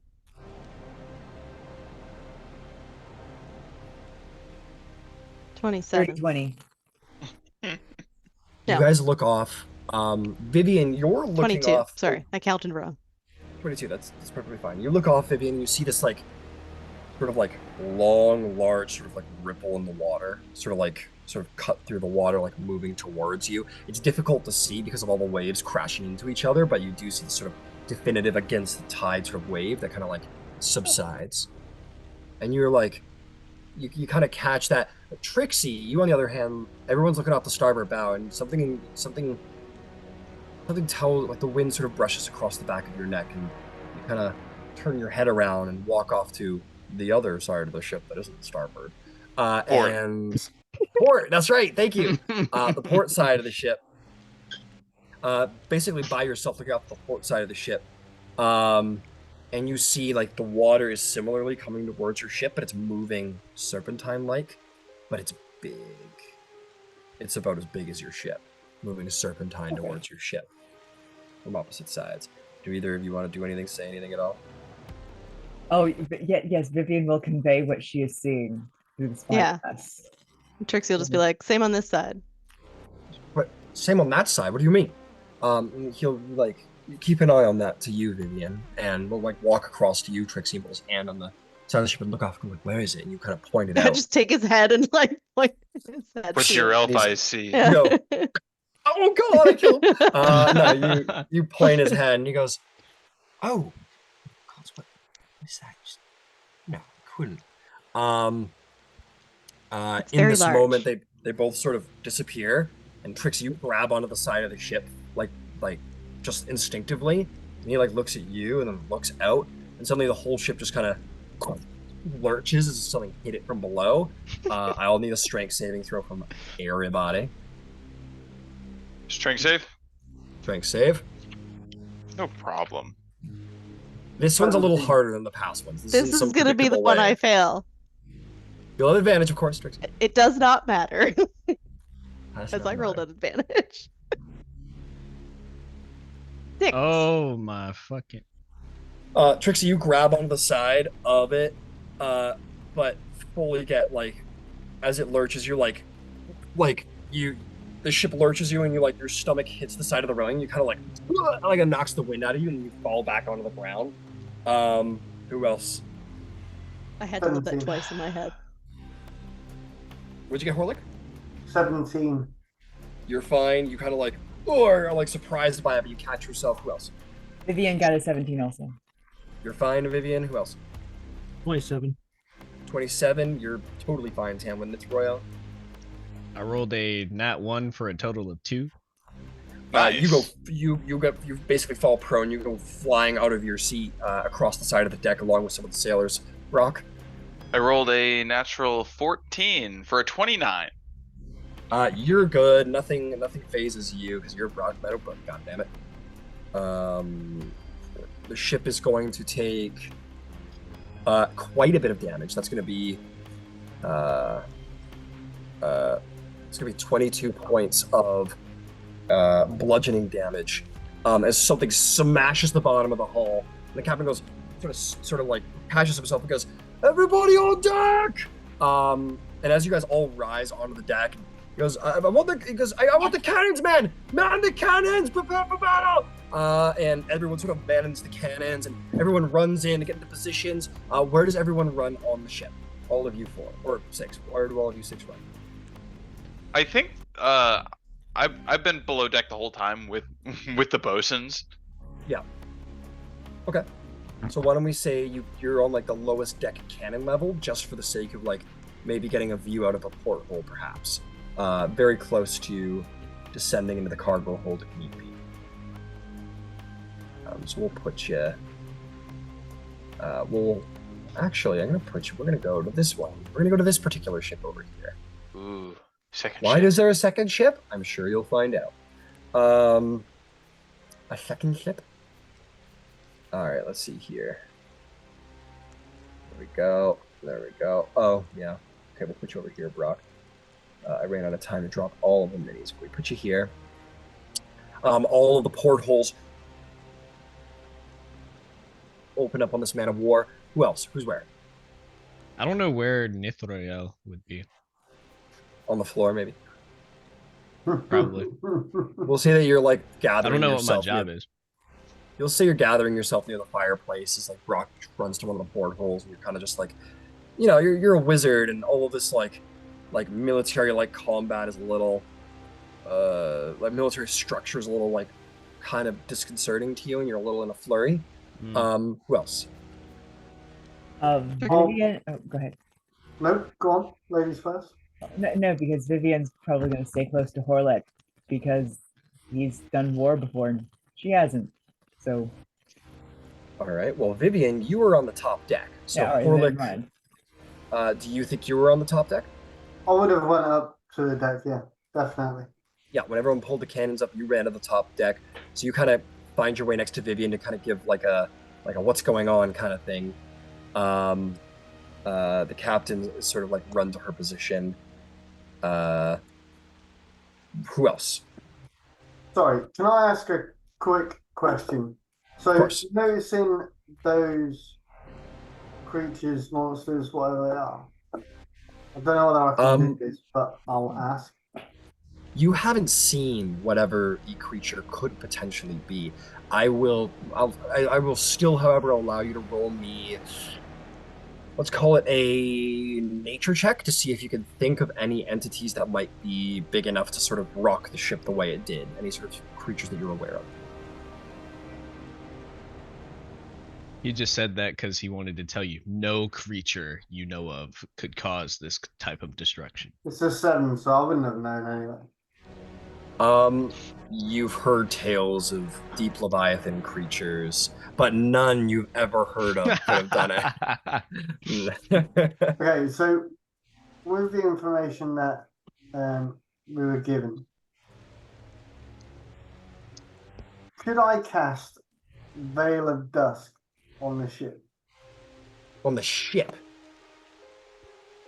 I don't know. Let me go look. That's up to you, I Harlech. most probably won't, but I'm just gonna ask. Yeah, fair enough. Sorry, a moment. There it is. What is an Empyrean stag? I do not know, but that's kind of cool sounding. Veil of Dusk.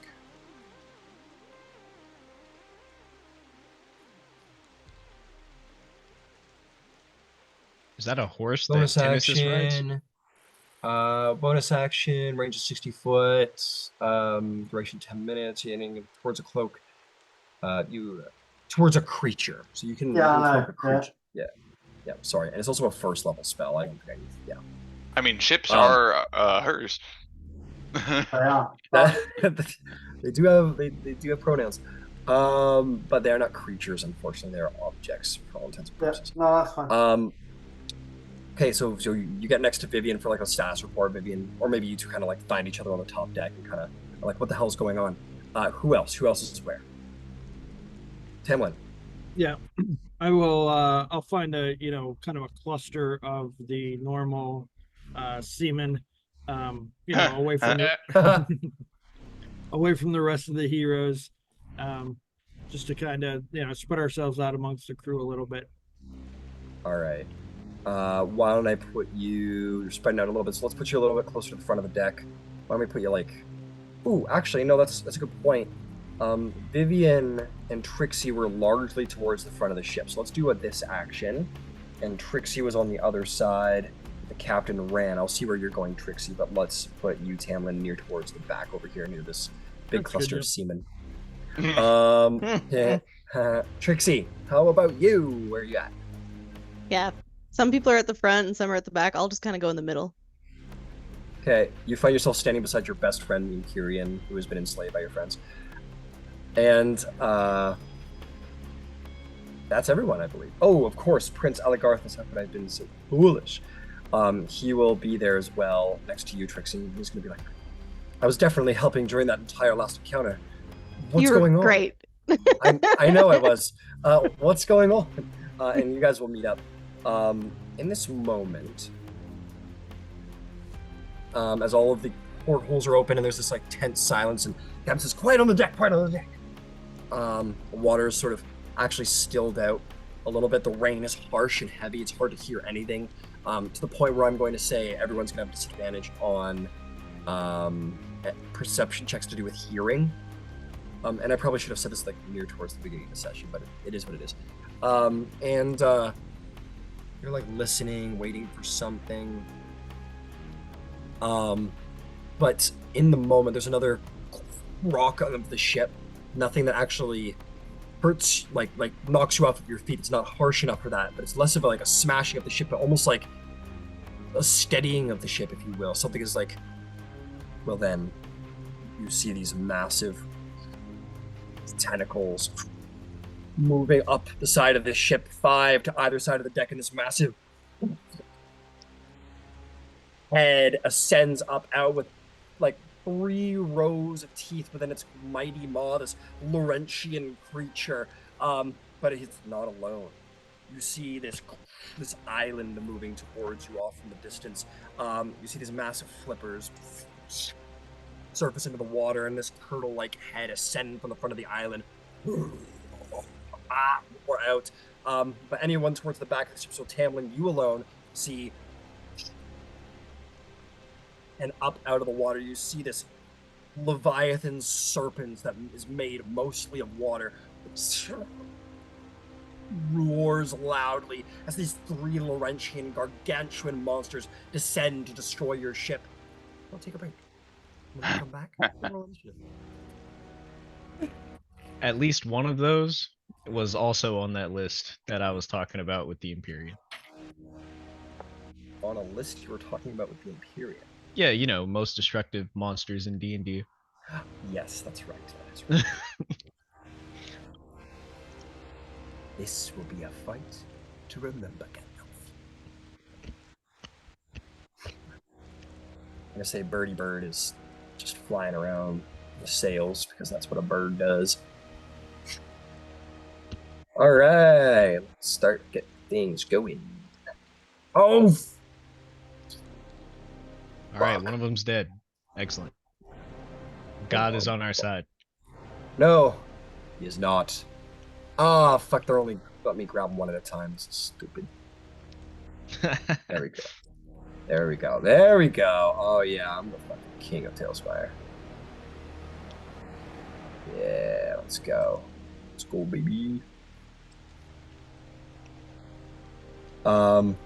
Okay. Where's the other beastie? There it is.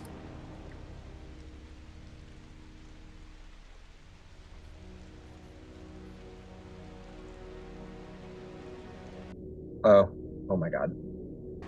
I'm struggling. It's up so here. cool how the fucking sound like gets muffled when you go underwater. I know, I like that. It's cool.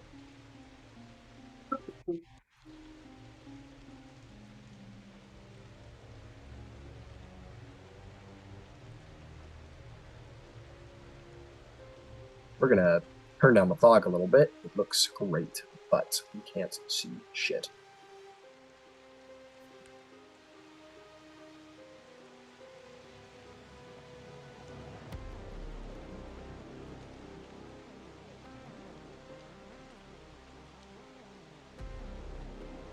Surely they're not all friends.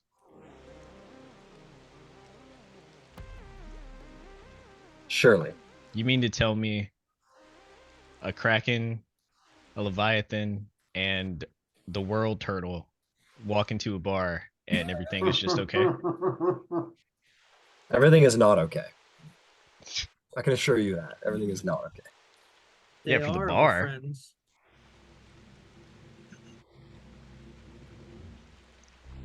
I don't know, man. One is clearly a fish serpent. One is a reptile, and the other one is some sort of Elemental. cephalopod or some shit. I don't know. Oh wow, cool. Those are cool words you used. Okay, I'm gonna go take a break before I need to be sharp. AK, I'm gonna get some coffee. Damn, coffee sounds shit, good. Shit rolling.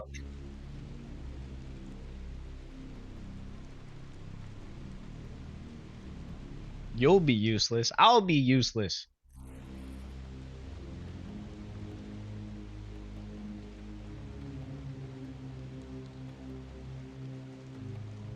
We're fucked, man. Game over. Game over, man. I've got a few that might work. I don't have a 9th and I don't have an 8th level spell slot. I've only got 5th. Well, I've got a few extras, but I've got a few. But I've only got. Oh no, I haven't. I've got 10 of them because I can get them all back as well. I'm just counting on each of these things having at least like 300 plus HP. Does anyone have dispel multiple sea serpents? I only have 4 hours on that, sorry. Need another 4.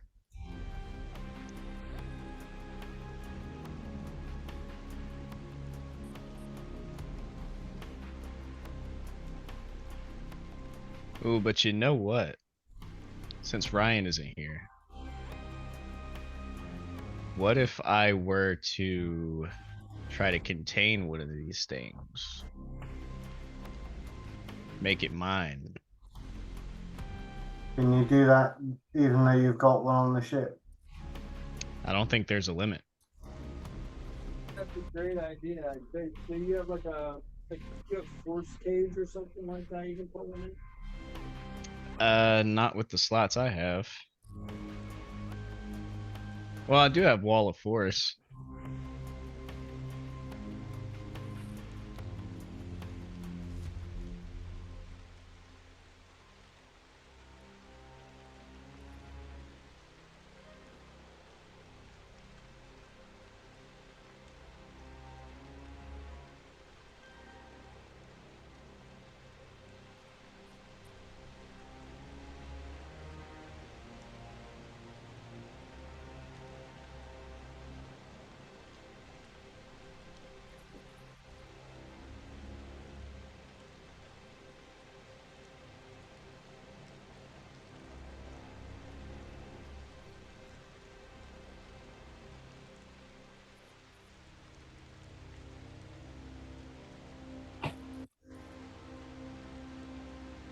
I don't think what I have is going to be able to contain them.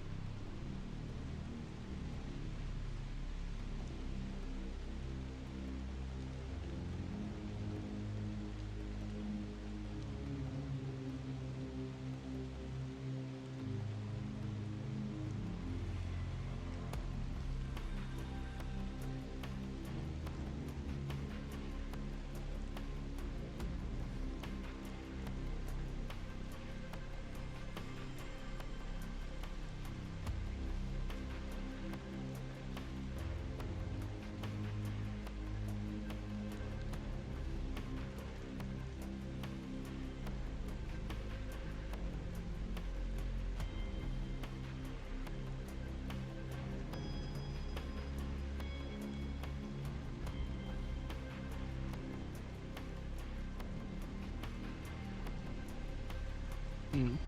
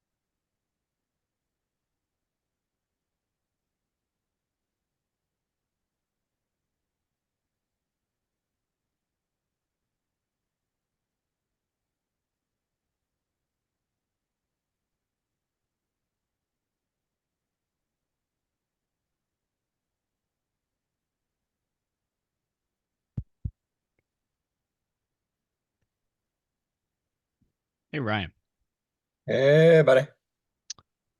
who do I know to be the god of the mortal plane seas? um, roll me a religion check for this particular one. A 16. 16.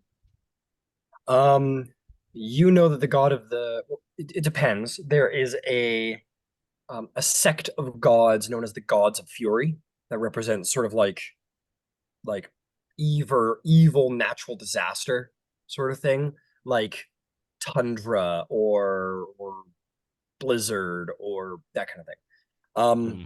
One of the members is the sea goddess Umberly, the bitch queen, who is the god of the seas and its monsters. Hmm. That is what you would know. She is not nice. How is she represented? Would you roll 17? Mm-hmm. She's represented as a woman. Usually a woman whose like body is made of water, but she's wreathed in like coral jewels and shell jewels.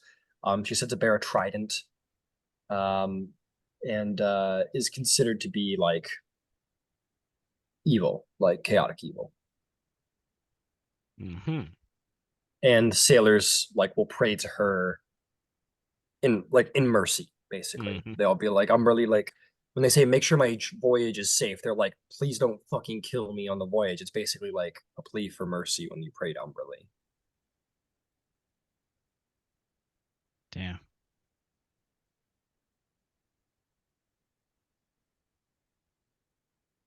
So she sucks. Sounds like it. Her and Poseidon would probably be buddies. Yeah. Hmm. Except Poseidon's a little more neutral. He's a little more like, yeah, I might fuck your shit up. I might not. Depends how I feel. You know what I mean? Whereas Umberly's like, if she notices you, she will fuck your shit up. Hmm. Like Eh, the idea is the only blessing you can gain from the sea god is for her to not know you're there. damn. Uh, with that 17 roll, um, would it be fair to assume that I would know mythologically or historically how she has uh represented herself when she has shown herself to mortals? How she has represented herself. Do you mean like physically? Yes. Again, like a watery maiden, um, maybe almost Triton-esque in appearance, but like watery and wreathed in corals and shells, as part of her like apparel, and Hmm. with a trident in hand.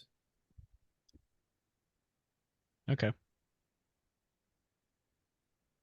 Hmm. That's what you get with a 17. Okay.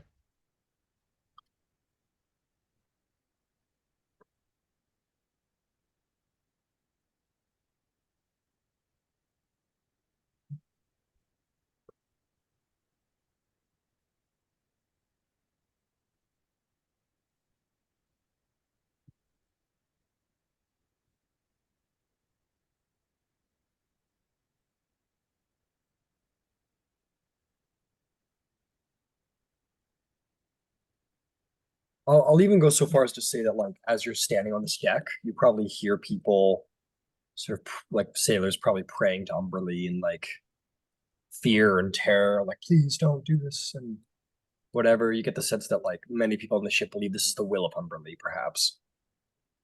Hmm. What is Umberly's connection to elves?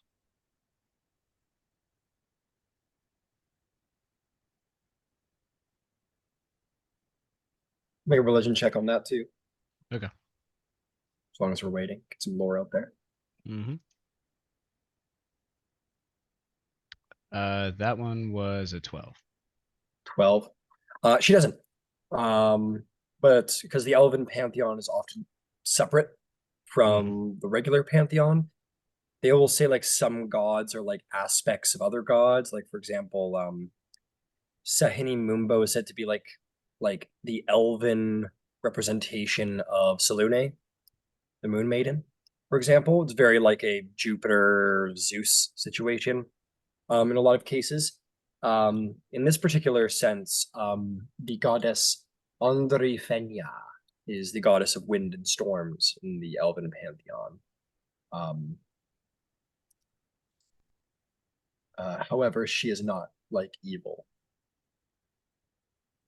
In fact, she's the opposite. She's considered good. Hmm.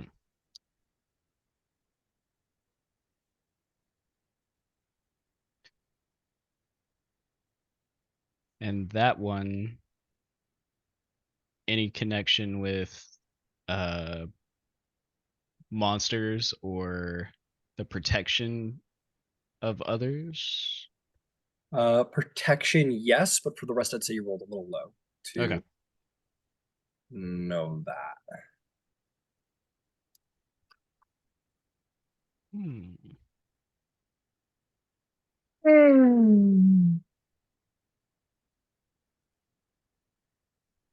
So I'm going to put this force Mithril. I will maintain veto power against certain actions that seem out of character, but I will allow you to control the Imperium, if you wish to, because it's Oh, yours. okay. Cool. Which means that you will be able to use its legendary actions. But I will Very cool. remind you that this is the son of Torm, the god of like honor and defense. His Mhm. priority will probably be defensive, unless you know. So keep that in mind while you play. Mm-hmm. Although, as a great hero once said, sometimes the best defense is a good offense. That is very true. That is absolutely true. Yep. You can definitely go under those guidelines if you wish. But I get your point. Like he's Yep. an honorable, like Play good him guy. play him honorable and then just have him get commanded to not be honorable. Pretty much, Use yeah. all of Nithrael's spells just to command him to do dishonorable things. Actually, Destroy this entire ship while you destroy the Kraken. actually, that's I a can good tell him point. to do dishonorable things. Brock, you may as well command your Phoenix if you wish. Okay. My only stipulation would be that it's probably not capable of legendary actions as of yet. That's fair. Yeah. So legendary actions and legendary resistances. So it's capable of everything except for its legendary status. I'm happy with that. So obviously, it's not its layer as of yet. Right. Same for Not same. yet. Not yet. It wouldn't be good if this was it doesn't have a layer. It's just a being of destruction. It doesn't have a layer.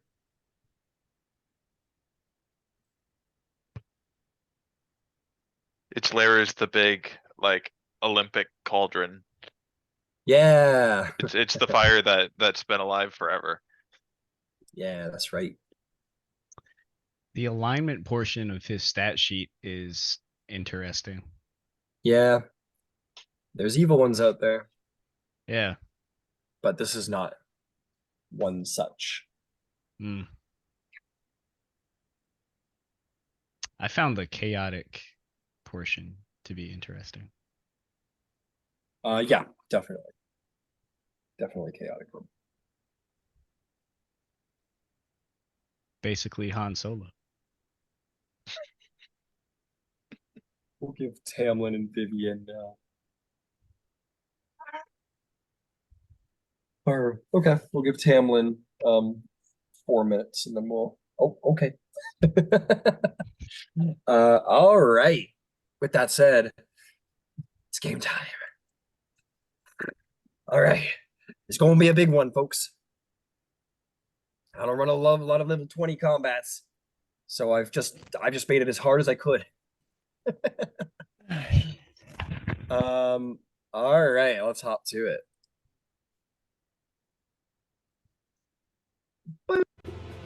Okay, That's your life right now.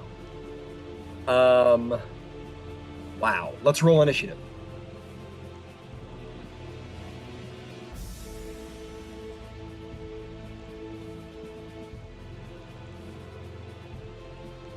It's gonna be a crazy battle. We have like opposing elementals, a celestial, a dragon, a monster of the depths. It's like the ultimate battle right now. Even if you guys weren't involved, this would still be like wild.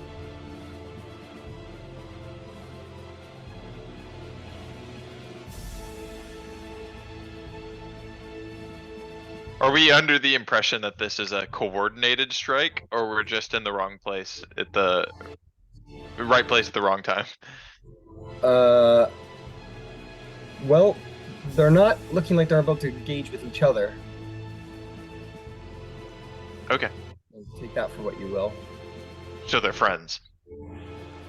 Probably. Okay, let's see. I got Vivian, Harlequin, blah, blah, blah. I need Tamlin. Tamlin, you're right there. Who am I missing? I need my below deck.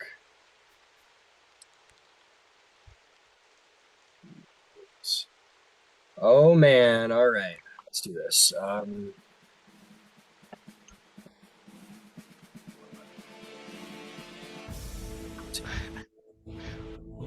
fuck. What? I think I want to make an Empyrean character. Is that possible? No. I'm gonna say probably not. There's a small chance that I would have to do that. He was cursed to be a normal man. Yes, it's an Empyrean curse to be 2 sizes too small. I mean, you can play like an Empyrean that's been like cast down to Earth or something, as long as it fits into the. It could be like an Asimar kind of deal. Like I don't know. We can figure something out, but like you couldn't play like a pure Empyrean if that's what you mean. As long as by level 20-ish, I get some of these abilities. I don't know. It's the Empyrean campaign. That could actually be pretty Possible. I don't see why not. That's the captain. Now my bad guys. One of them has to roll well. That's how it works. Nuh-uh. Oh, there you go. Fuck me. Fuck me. Well, they have legendary actions. It doesn't matter. Go. They go. Oh, Okie dokie. Let's do this. Who has a 20 plus initiative? I gotta I roll got for a the Imperial. 23. Hang on with me. I just gotta pull up Aligarthus's stat block, which I forgot I had. I always forget when I'm looking at a sheet. Like when you roll initiative, unless it says any bonus to initiative, you just roll the dex modifier kind of deal. Yeah, That's right. Okay, sorry about that. 20 above. Brock? 23. 23. The Empyrean got a natural 20 for a total of 25. Or he's going on my turn. My fault. No, he has his own initiative. Excellent. Oh. So 25. Am I rolling an initiative for Scorch, my Phoenix? Yeah. Alrighty. Okay, one moment. Because this isn't like your beast companion, like if you were a ranger. This is like a. It's like this his is own like guy. Yeah, this is an NPC for all intents and purposes. Alrighty. What is your turn? Way to Ooh, go, Tennesis. got a pretty good initiative modifier.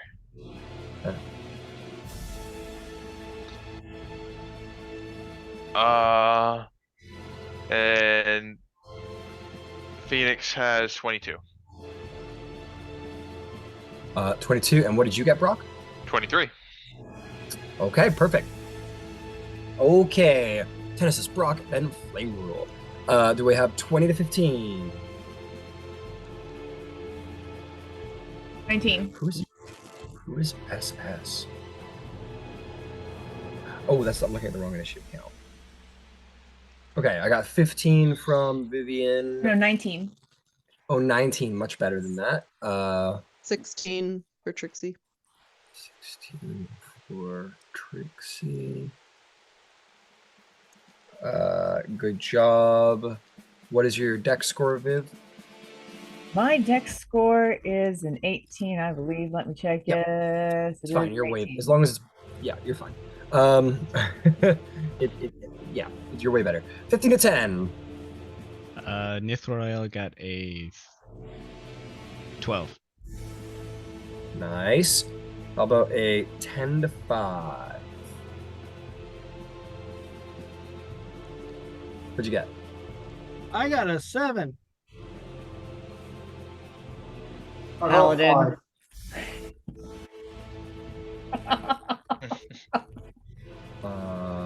7 for Horlick. 5. No, 5 for Horlick, 7 for Tamlin. 5 for Horlick, 7 for Tamlin. High five. Horlick, do you want to go before or after Prince Eligarthus? Probably before, right? Yeah. Okay, cool. Let's do this. Okay. At the beginning of everything, Tennis is of course still just like laying in his thing, like anxiously, and then the fucking monsters appear, and he's like, okay, and then like grabs his maul from the other boat. What does he do? He starts it off in the prone position. I'll be fair enough and say like in the surprise, the initial preparation round, he stood up. What does he do? He'll receive word from Nithroel as a message, and Well, Nithroel would need to Yeah. cast message as an action if she wished to. So, yeah, true. yeah, this is his turn, not Nithroel's turn. Yeah. Technically your enemy. Yeah. I think he will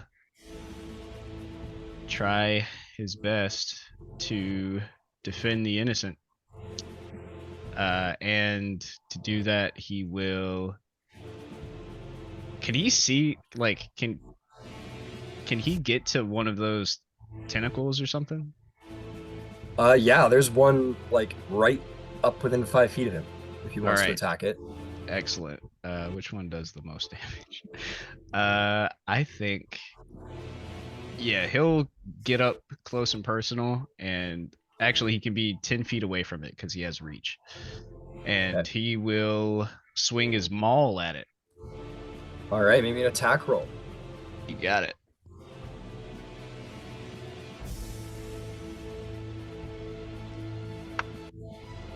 Oh my fucking Jesus. Nat 20. Oh yeah, buddy. Nat 20 plus 17 to hit. That doesn't matter.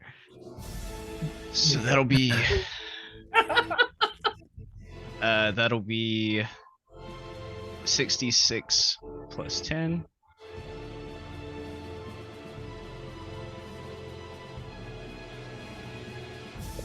You rolled pretty shit. So that'll be 26 bludgeoning damage. Oh, not accounting for the crit damage. All right, put that in there. What is that? Give me double? the total. Nope, you take the maximum possible damage of the dice. So it's a maximum possible roll, and then you roll the dice again. All right. 6 times 6. That'll be 46. That'll be 52 damage on that first hit. 52 damage on that hit. Slams into the tentacle. It is, it's a slithery, slimy tentacle. But in this moment, he hits it hard enough that if there is a bone inside, and it proves it so, it sort of like arcs over and tilts and is now sort of like lopsided in a way that proves that it has taken some serious crushing damage on the inside. The Kraken. And yeah, he'll just fucking, yell out. How does he speak again? Is it like a just a or I don't know what does that mean. I don't know. Like, is he a fucking meathead when he talks, or is he like? No, he's a very intelligent, wise, charismatic individual. That is true. Play him like he's a god. Play him like he's like the god of justice. Got it. Say he's Superman. Yeah. Play him like he's the god the depths of, with thee. Some shit. And the Kraken must succeed a DC 15 Constitution saving throw. A DC what? DC 15. That is going to dexterity saving throw. That's going to be an 18. Con. Oh, con. Oh, way more. 25. Yep. He will not be stunned. The Kraken goes. It roars in a very strange language. Mm-hmm. Anyone understand Primordial? No. Cool. If Infernal's any closer to it, then yes. But, Unfortunately not. Oh, Very different. the Empyrean knows. Yeah, the Empyrean knows. Like, is there anything else from the Empyrean? It's royal. He has one attack. Yeah, you can only can do one attack. Right. Is it moving? I think he will try to interpose himself between the tentacles and friendlies if he can. Okay, so we'll say he like stands here, like over top of Aligarthus and Trixie to sort of protect them. Yep. And with legendary actions, do I have to do those off my turn or what? Yeah, you have to do them. We'll read it. We'll not right now, so go ahead and read it. They'll tell you what you need to do. Moving on. Mm-hmm. That'll bring us to a legendary action to be sure. Kraken. I got enough people on my plate. I'm going to.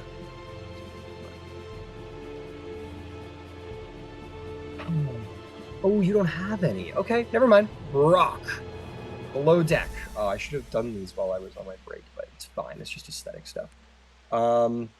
So Brock, you are standing next to. I'm gonna change the lighting here a little so you can actually see what's going on. So I can see my bosuns. You see your brosons. So you're standing there. Yeah, I haven't manned every cannon aesthetically. What would you like to do? The cannon flaps are open. What's up? Is the ship taking damage? Not yet. Alright, good to know. It'll happen eventually, you get the sense of. Okay. I'm gonna go out there and try and fight that thing. If you're taking on too much water, get a hold of me. I'll come back here and do what I can. You're the bravest man I ever met. Head bosun, Winterbear. Stay alive. And You too. there God, he's so cool. There is you said there were like portholes down here? There certainly are, yes, and every cannon is manned. Okay, how so this is like at water level, right? Water like levels where the holes in the ship are? Yeah, like some water probably splashes across the side and makes its way into the portholes to be sure. So yeah, water levels like just like probably where your feet are is water level inside the ship. I can see through it. Can Yeah, I, you like, look through the.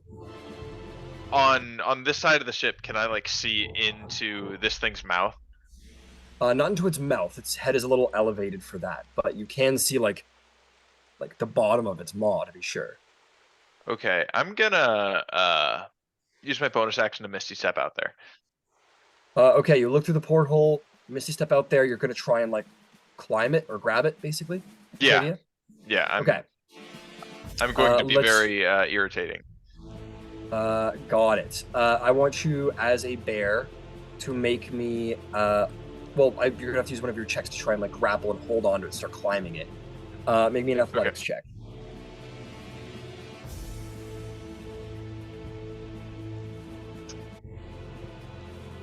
Yeah, That these was portholes are all. a natural 4 for a 19, but indomitable might, so 29.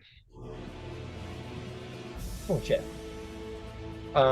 It does not beat your 29 on its contested check, and we will put you, my friend, out there so you can kind of see down there. You're gonna have to use some of your movement. How much speed you got? I have a total of 40, so however it took to get across the ship. Yeah, it took you 30 to get to like a proper porthole, and then I have 30 feet for the Misty Step. Yeah, this is gonna be a bit of a mess. It's fine, you get there. Oh my god, this is terrible. Oh my god, let me get I'll you. like push people out of the way and pull a cannon out so Oh I my can God. actually see through the hole. You could peek through the hole because like the wall, the windows here, and the edge of the cannon's like right there, so you can clearly see through it. And you sort of appear outside and like land on, like, in its tentacles. Like you've got it. You're in there. Alright, and while I'm there, I have an action.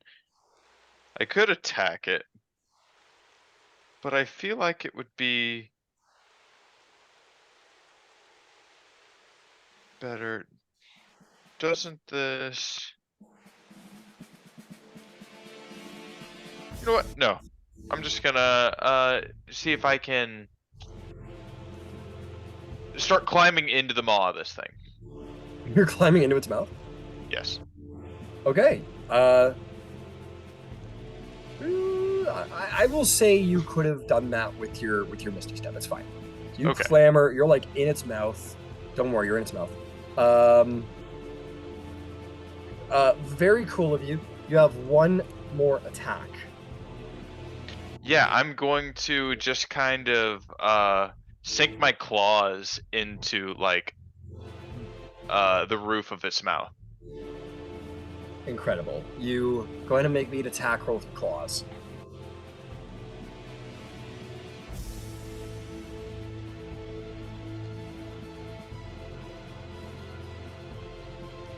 That is a 24. A 24 will hit. Roll me some damage.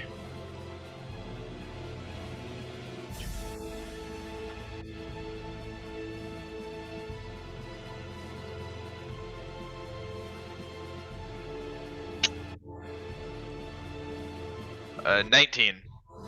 19 slashing. 19 slashing. You tear your claws through the roof of its mouth, and it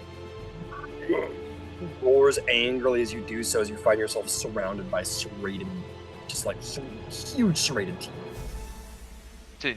19? Oh, 19? My apologies. Yeah. Very cool. Is there anything else? Oh, Action, that's... bonus action, movement. Yep, that's it. Everything. All right, that is a he doesn't have any. That'll bring us to Legendary flame action. rule. Oh yeah, go ahead. The Empyrean will bolster everyone within 120 feet. That is non-hostile. Hey. Understood. I'll read that for everyone's knowledge. All non-hostile creatures within 120 feet of it until the end of its next turn. Bolstered creatures can't be charmed or frightened, and they gain advantage on ability checks and saving throws until the end of the Empyrean's next turn. The Empyrean Tennesis says, "Hold fast, heroes of these lands, for the gods are on your side." And just for the sake of ease, because it's it's marginal, the entire ship will be bolstered by this Empyrean's force of will and charisma. Incredible. Anything else? Or not anything else, that's it. Okay, that brings us to Vivian the Dreamweaver. Oh wait, Vivian, you are Phoenix. at the front of the ship. Vivian, what are you up to? You did. Ryan, Yeah. Phoenix. Oh God, damn it, Phoenix. Sorry, I've never had was someone like- do legendary actions at me before. It kind of Yeah. circuited me. He's sorry, like, Phoenix? Phoenix. Anyway. Phoenix. All right, Yeah, sorry. I'll make this easy. Go for it. Scorch will see me Oh, in you don't- this. Oh, go. Sorry, What? nothing. You're good. Don't listen to me. You're good. All right, in this monster's mouth and fly into action and fly toward this creature Yeah, right at its face. right at its face. Probably not at me, but like it's got big face. It's got there's lots big of room. face. Yeah. Sounds like a disease. He's got big face. Burn its Okay, eyes out. using we'll say 80 feet.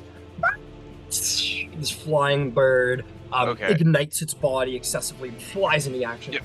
It has fire form, and what that allows it to do is it can fly into a hostile creature's space and Yes, stop for there. D10. For And that 1d10. goes- Yeah, go for it.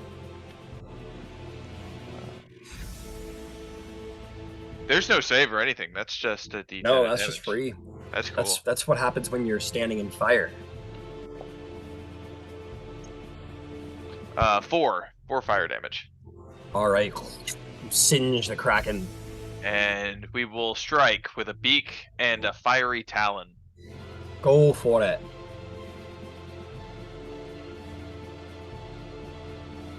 A 24 for the beak, That will hit. and I'll just roll both of them. And that'll be a 26 for the fiery talons. 26 for the fiery talons. 26 damage. No, 26 to hit. Okay, got I it. rolled Yeah, rolled both to hit. Now I'm gonna roll the damage. understood. Both hit. Excellent. Damage for the beak. Sorry, I'm trying to chug this coffee as fast as I can. Sharpen up. Is 13 fire damage. Okay, 13 fire Uh, damage. Fantastic. If the target is a creature or a flammable object, it ignites. But does it ignite in the water? I am going to say, because this creature is like thoroughly coated in water, I'm going to say no. It doesn't ignite. Okay. It makes a lot of steam. It makes a ton of really hot steam. Absolutely. Okay, damage for the second. Damage for the second. That's 2d8 plus 8. My d8. Ooh, nice. 16, 22 fire damage. 22 fire damage. Okay. Comes over and immerses flame, talon, and beak. The kraken is just like burned up into its head, and it roars gutturally. With every roar, Brock, every pained breath, you feel its disgusting breath upon your nose. And I spent 80 feet of movement to fly at this creature. Yep. I will use my other 40 to fly, I guess, like straight up. Okay. Bird flies straight up 40 feet. Straight Does up, it fly has- high? Has flyby, doesn't provoke opportunity attacks. Hell yeah. Doesn't provoke opportunity attacks. The creature goes. That goes. Brr.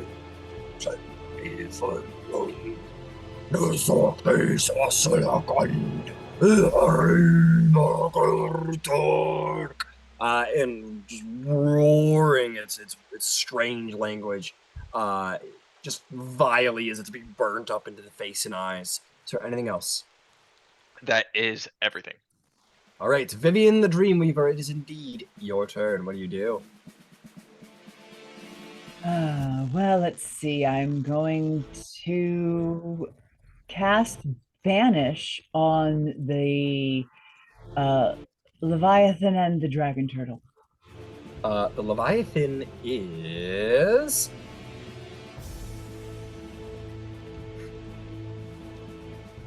too far away. Wait, really? I would say about 500 feet away from you. No. The Dragon Turtle is... Work with me. Walk with me, damn it. It's kind of cute. Are you sure it's just not really small and close?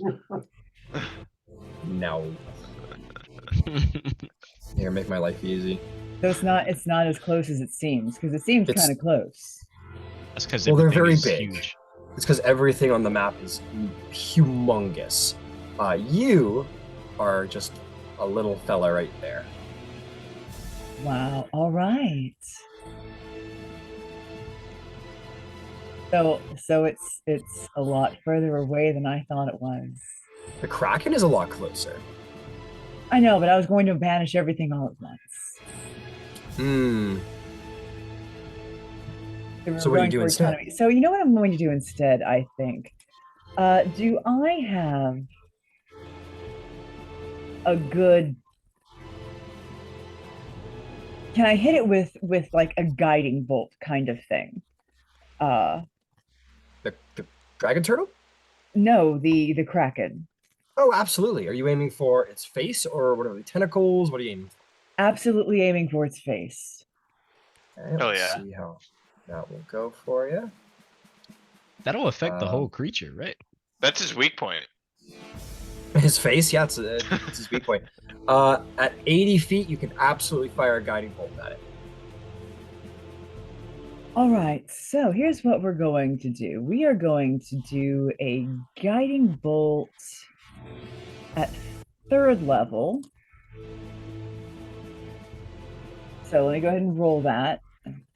Plus 11. It's a 12 on the dice, so 23. 23 hits, roll damage. It's pretty big. It's got a hard carapace, but it's also very big. Okay, so that was 18. And the next thing gets advantage. 18 damage. It is shrouded in... Oh my god. Thanks, bud. Shrouded in the light of the moon. Encases its head and probably a large portion of its body to the waters, but it's just so gargantuan that this single spell cannot highlight the tentacles as well. Quicken spell. Normally I have to declare it before the turn. I'm but so sure. sorry. I'm so sorry. I apologize. It's okay. You're okay. I was, Yeah, it's good. It's fine. No problem. You're totally good. No worries at all. I'm looking for light. I know I have it. Or something similar to it. Come on, where the Light. hell are you? Not that. Wither and Bloom. Never mind. No, actually, no. I'm gonna wait on this. I'm gonna wait. So what do you do with your full action? That guiding bolt was a full action. You said you quicken spelled it, yeah? You know something? I am. Let me just throw Eldritch Blast at it. I was going to do something else, but it's just gonna blow off, even if I hit it, which I will. And that's way too much damage to let it just blow off. Okay. So I'm gonna launch a bunch of Eldritch Blasts at it. Well,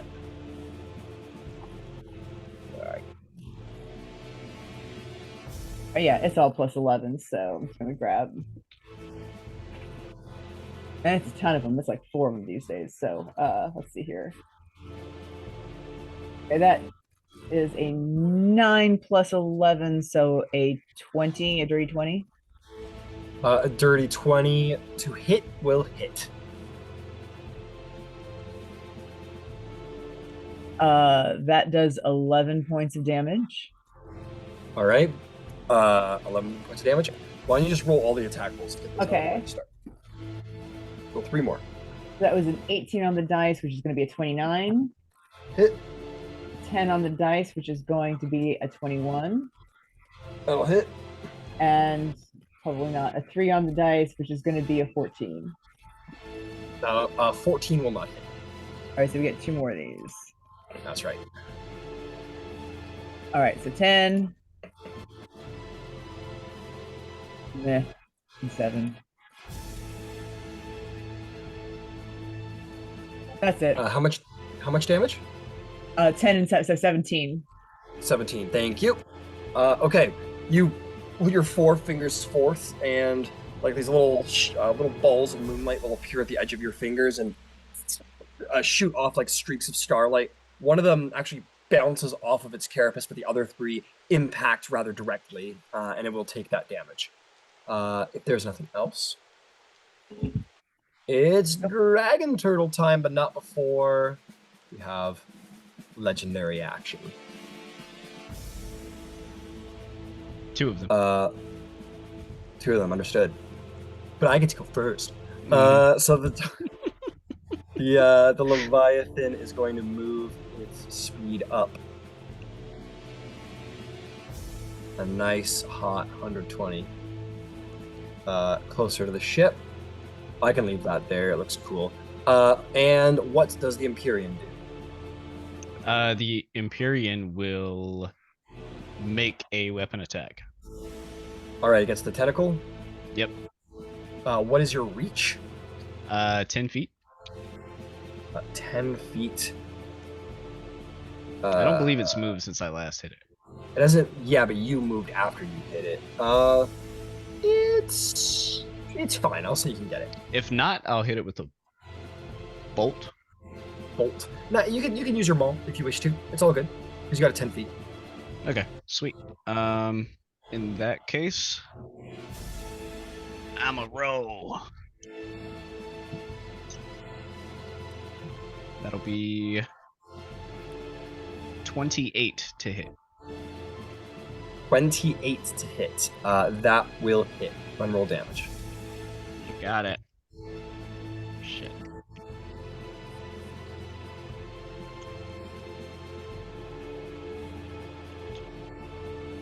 That'll be 30 damage.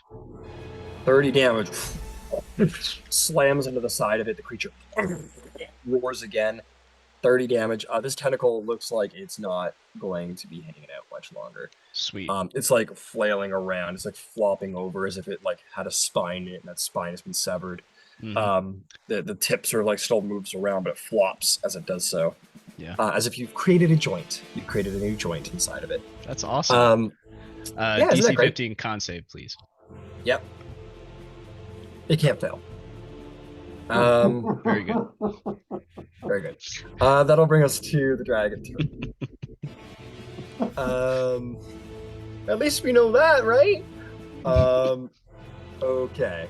Dragon turtle. Dragon turtle. What do you do? Dragon turtle. Too many goddamn tentacles in the goddamn way. It's gonna be. I was gonna say, there's no way these 3 work synergetically at all. Synergetically? Is that a official I don't know if D&D it's a term? word. Synergistic something? I don't know. It's going to move 80 feet towards the ship, and then it's going to go. What? Why don't you bite one of those tentacles? Yeah, go ahead. Yeah, make some They're room. in your Get way. It sort of disappears under the water. That's it. That's going to bring us to Kiss a win, but not before legendary action. I'll hold off this time. Boy, it's getting real close. I think that's close enough. What do you guys think? As it comes out It's going to slam its body into the ship. Technically, I gotta pick one. How smart is it? It's just gonna slam its body into the actual ship itself. 29 will hit the hull, and the hull is going to take 41 points of damage. Oh god, I need to go find my little... Excuse me, I'm going deep sea diving for a second. It definitely hits one or two of those tentacles, right? No, it hits the ship. How the fuck? Don't worry about it, alright? There it is. Don't worry, I'm coming to help. Don't worry, guys. I'm the Toy Story version of this ship. I'm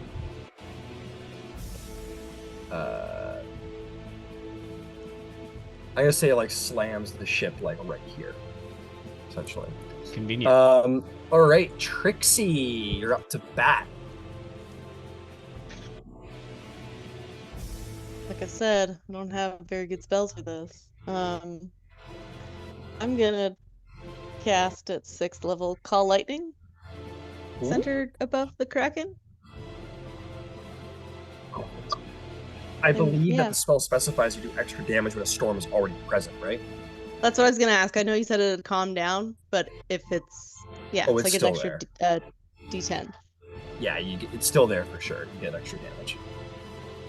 So I'll just roll this and then I'll add a D10 to it. The trick too, I find being a good DM in combat is like constantly just try and fuck yourself over. Like always help people get extra damage on you. You know what I mean? That's the way to go. Where the fuck are my D10s? So 39 plus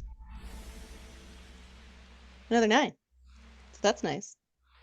39 48, plus 9. Yeah.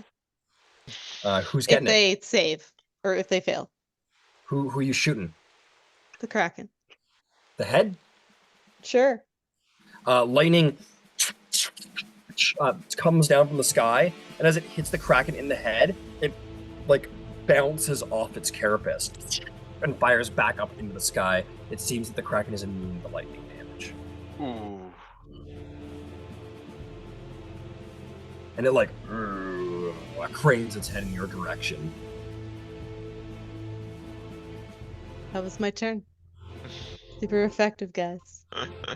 It is going to say, and it is going to use a legendary action to do lightning storm. There's 2 other ones that will hit with lightning.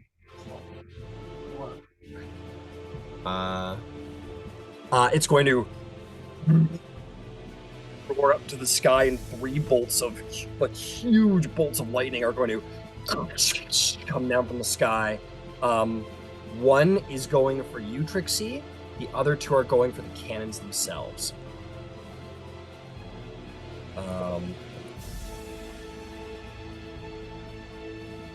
Say this for us? Yeah, I need a dex save from you, please. Cannon's gonna fail because it's a cannon. 24. Jeez, good job. Yeah, you like before the lightning bolt even comes, you dodge lightning, which is impressive. And jump out of the way. You're only gonna take. It's gonna be 8 points of lightning damage as you jump out of the way. Only take half. The other 2 bolts of lightning are going to strike this cannon and this cannon, and they fucking explode as they are filled with gunpowder. They just they kill the nearby sailors. Cannon is gone. Cannon is gone. We'll put a little fire there to remember it by.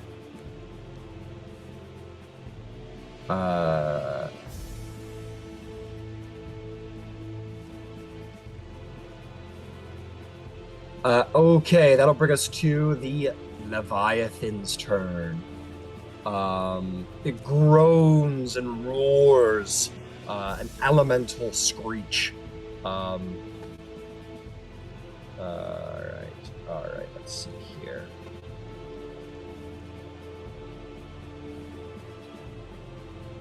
Huh. Crazy. It is going to make a slam and tail attack. Very easy. I think it's going to do another slam attack into the hull itself. Slam and tail sounds like an entree at Red Lobster. It does. It does. I was thinking that.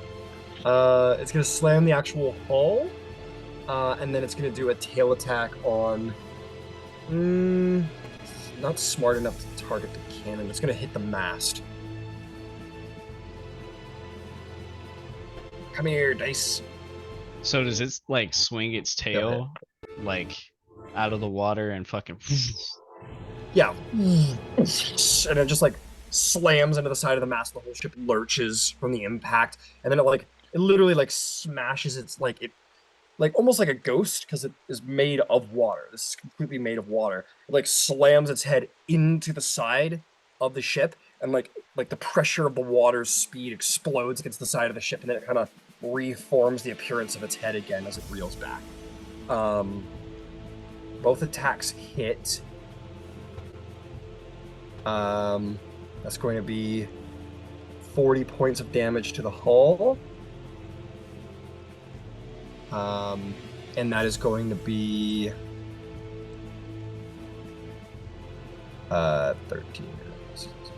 29 points of damage to the mast. Let's see here. Let's see here. How's our ship doing? Where's your hit points, dude? Oh, there we go. Hull's doing. You guys think the ship's holding together? It's holding together well enough. Not bloodied, so to speak. That brings us to Mithrael. The artist formerly known as Mithrael, that is. Yeah. So you are below deck. Chaos, the ship's being slammed. Bolts of lightning are coming from the sky up above. You kind of come to your senses and realize you need to pull yourself together. What do you do?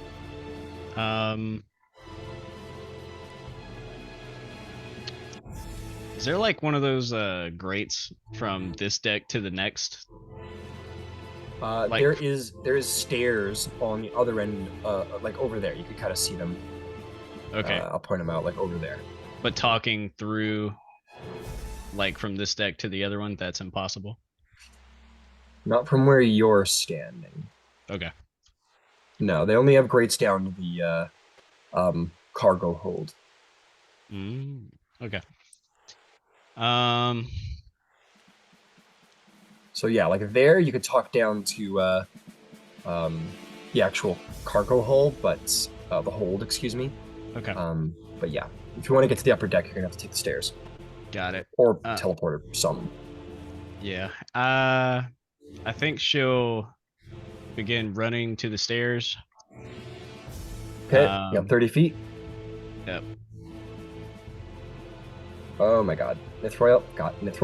Calm down. I'm sorry. I'm sorry. There we go. I'm sorry. There, you were- It's not my fault.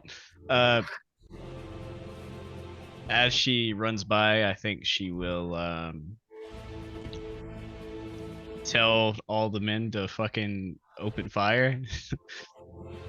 Okay, make me a persuasion check as you start running around yelling fire. Or intimidation. Close intimidation. I'll do intimidation. Why the hell have you not fired yet? What are you waiting for? Fire!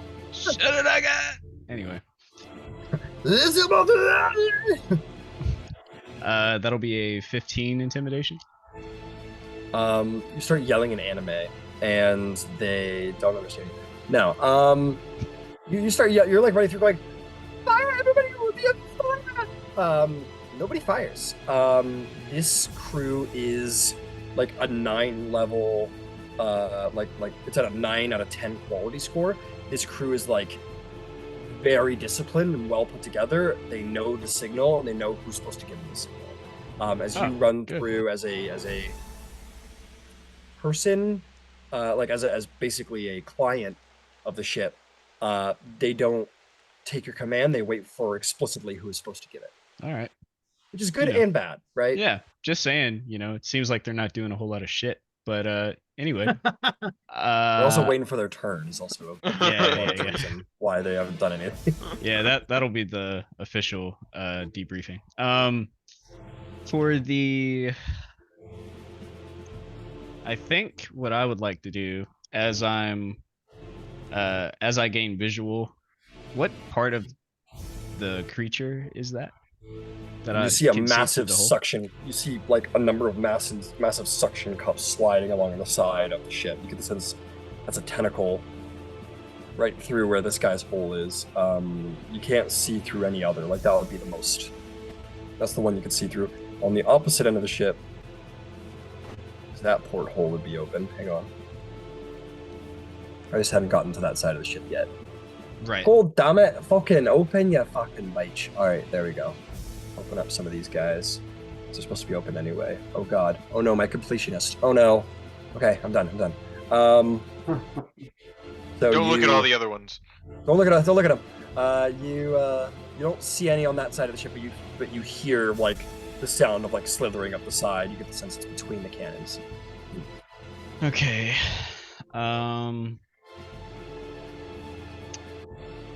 I think that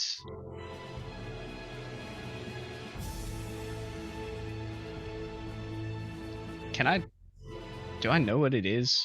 Like, I feel So like to be Mithril clear, hasn't seen we it. rolled a couple of rolls before the Yeah. actual combat start on the break. I'll say if you want one more, I'm gonna cost you. It's gonna cost you a bonus action. If you want another knowledge check. You're a wizard. They don't have a lot of bonus actions. Sure. Sure. Make me a history or nature check. It's your choice. I'll do a history check. Yeah, and to remind you, Nithroel, as far as you know, this is the only threat. This single creature. Okay. Cool. Yeah, 15. 15. Sure. Is there a more famous legend amongst sailors of the Great Kraken? Some kind of tentacle-ridden monster who was created by the storm and the tempest to be a great lurching monster, a ship killer. Krakens are the most well talked about legend amongst sailors and the most feared, to be sure. Understood. I think seeing like an opening, like if the Kraken's tentacle is like kind of slithering on through the porthole, I imagine she'd get like a little air of like past the tentacle, like to the ocean. And oh no, this thing is fully like, if this is the porthole, like it's a huge tentacle and the porthole is like a little like 3x3 hole. It's like fully like you can't see past it in any sense. At least not on that. Okay. When I get past a porthole that is that can see like past the ship, past the Kraken kind of deal, Okay. I think I want to cast Programmed Illusion. Okay, well you can't see past and you run out of movement. So how do you intend? You can do that on the port side because you can see clearly through those holes. Okay, that's fine. Okay. How far away can you do program illusion? 120 feet. 120 feet. Okay.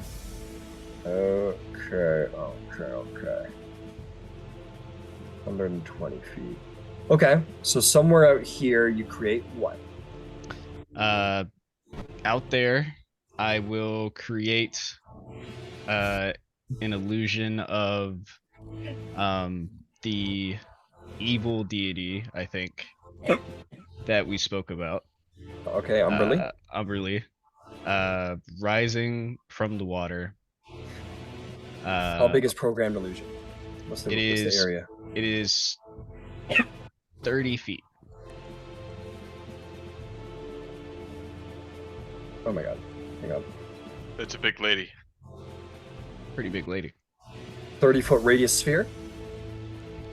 It's a 30-foot radius. Umberly. Yeah. Essentially. 30-foot radius sphere. It's a cube. Oh my fucking god, a cube. Okay, great. Yep. It's fine. It's a sphere. It's a sphere with corners, basically. Okay. So you put her like right there, and you want to Yep. create Umberly. Yep. It's gonna look Rising like your, out. It's gonna look like your wife. I figured. And it's gonna have, you know, the wreathed in what you say, coral and other sea detritus and shit. Okay. With almost sapphire-y water skin.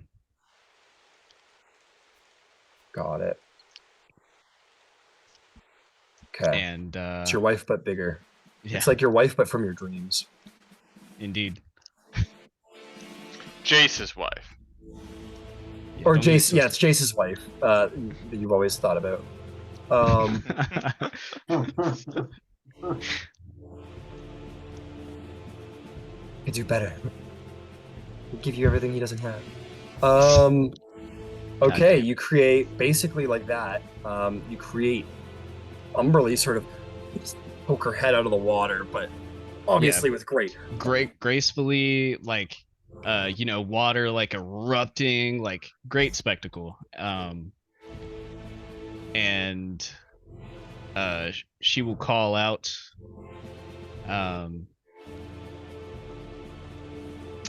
in a booming, like almost disappointed voice.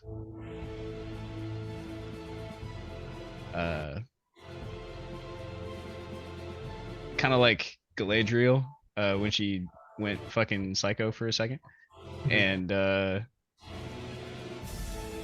my children, how dare you impede upon a vessel that I sent? There will be great repercussions. Okay. Make me an intimidation check. Okay.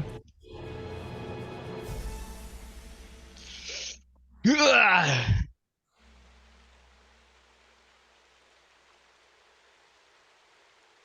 25. 25. Some dudes in the actual ship go, "Oh, not the fucking, not the fucking bitch going too!" And they start freaking out. The actual people in the ship. She's doing this. The Kraken's like, over the side of the ship. Mostly kidding. The Kraken sort of does like lurch its great head over to see this like woman sort of like kind of poking out of the water. Well, again, like very water nymphy. It's not as like massive and exacting as one might expect from a god, but with a, what did you roll? A 25. 25, which is very good. The creature lurches its head over. And this was all in common? Sounds like it. You didn't specify. Yeah. I feel like it wouldn't understand Sylvan. So. Okay. Creature lurches its head over and says,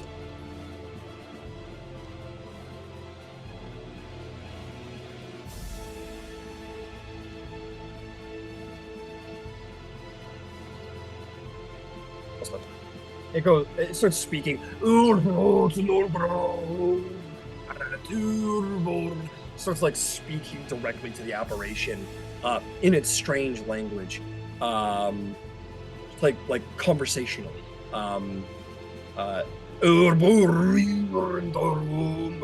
Starts like trying to communicate in its language, and then the illusion of Umberly like looks into the portal and goes.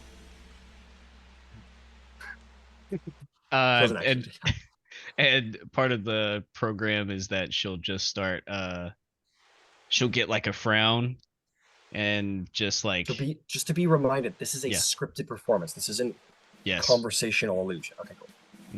It'll basically be a loop of what she said and her charging like some watercraft that just gets bigger and bigger every time.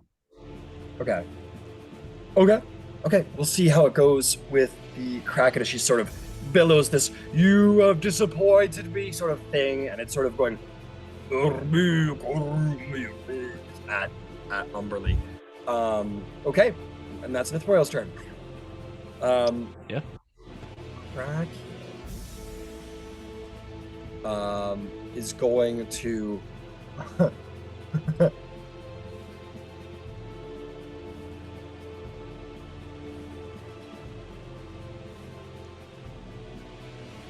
God, I wish I knew what it was saying.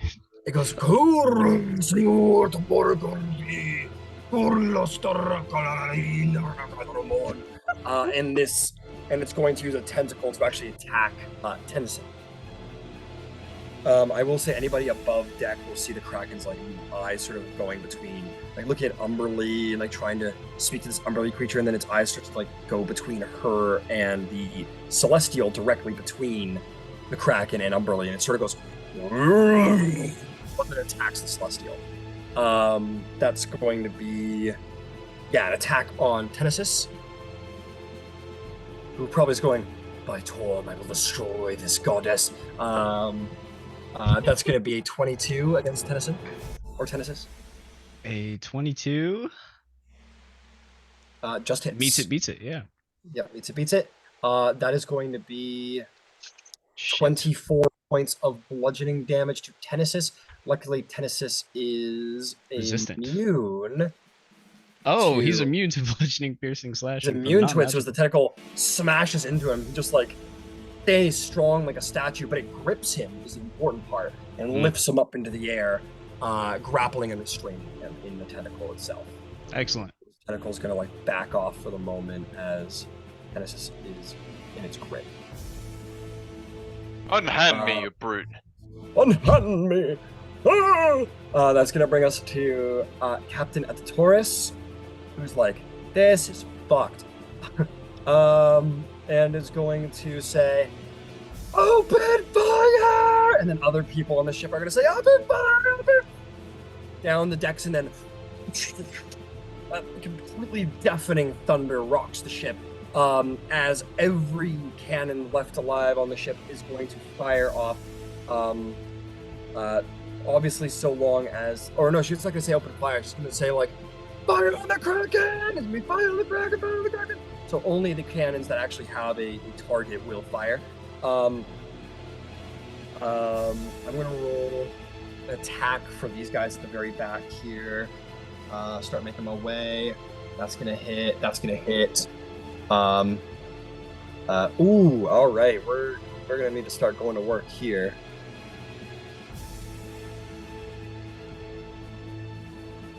Oh, that's the wrong dice. Fuck it. All right, wrong dice.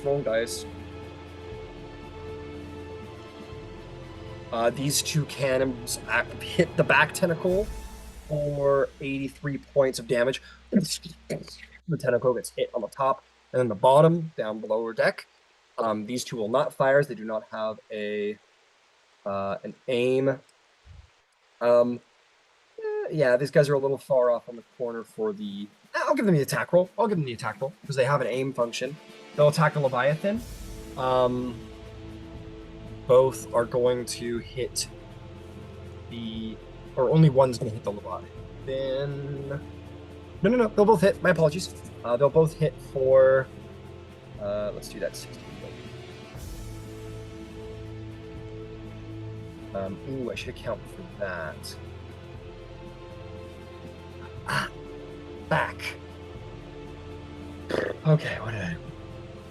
never mind.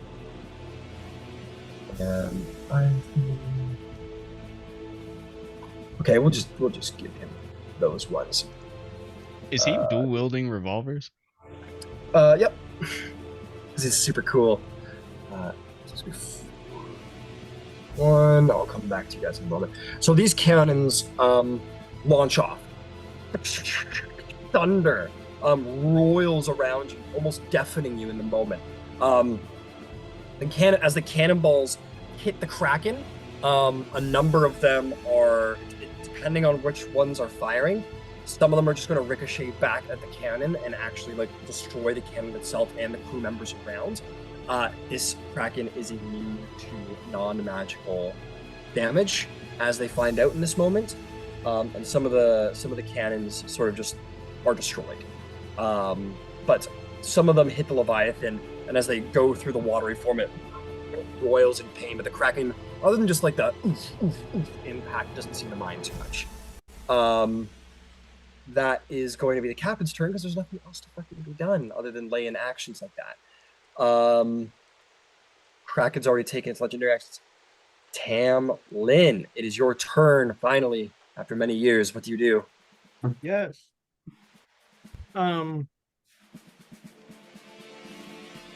He's going to take like one small step back and then a step forward and jump and vault over the edge of the ship. Okay. And Yep. within like a beautiful swan dive, very hero Wonder Woman-esque. And he'll disappear off the side of the ship for a moment, before rising again with fiery wings and a fiery halo as an avenging angel. Oh, Hell yeah. You jump off the ship, they're like, what the fuck is he doing? And then there's this blast of like vengeful energy as Tamlin, you are the soul of vengeance in the world as you on these like black wings of vengeance flutter up into the air. An avenging angel arrives on the battlefield. What do you do? All right.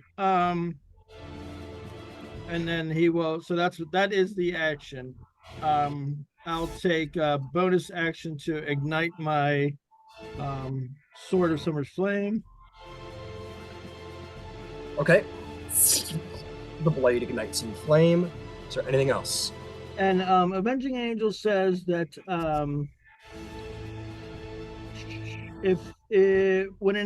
anytime an enemy creature enters within 30 feet or starts its turn within 30 feet during battle, the creature has to succeed on a wisdom saving throw or become frightened.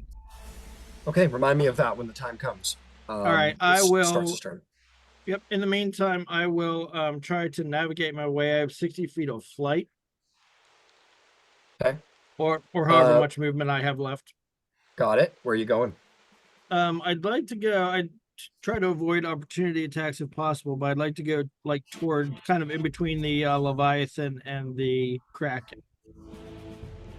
God, you start making your way in that direction. You are going to take at least one opportunity attack if you want to do a full movement in that direction. Yep, that's cool.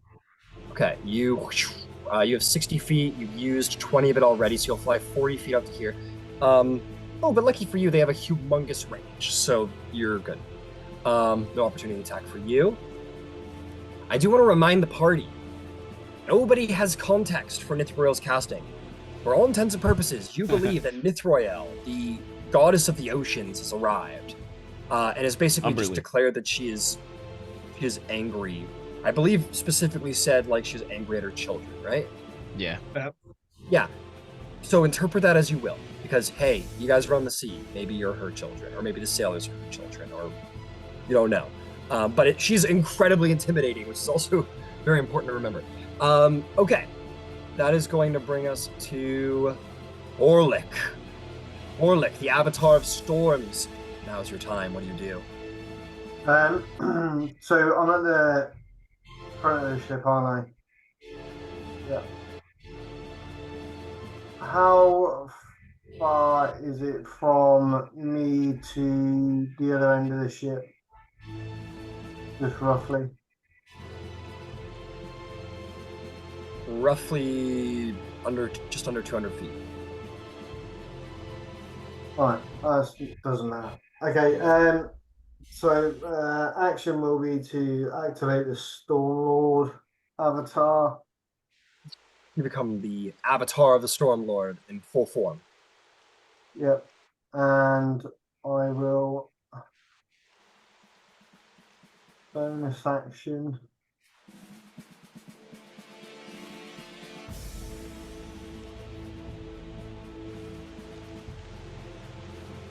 I can't see the storm tail, can I? The dragon tail, can I? That's gone. It went under the wall. It went under the water. You can make your way over to that side of the ship, like look off if you want to try and see it. So even if I flew up my 30 feet, maybe in a diagonal, would I catch a sight of it? Did it go that far under? If you want to do that, you can fly 30 feet. How's that? How's that? Yeah. Okay, you fly 30 feet over there to get a beat on it. It is a big creature. It is not hard to see.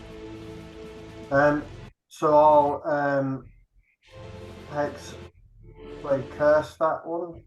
All right. Curses on it. Okay. So that's Range on the Hexblade Curse? crap, yeah. Yeah, it's 30 feet, so no, don't worry about it. Hexblade's Curse is only 30 feet? Yeah, well, I can see within 30 feet. Oh, okay, yeah, it's a little far, I'm afraid. You can always hex it. I believe that's further range.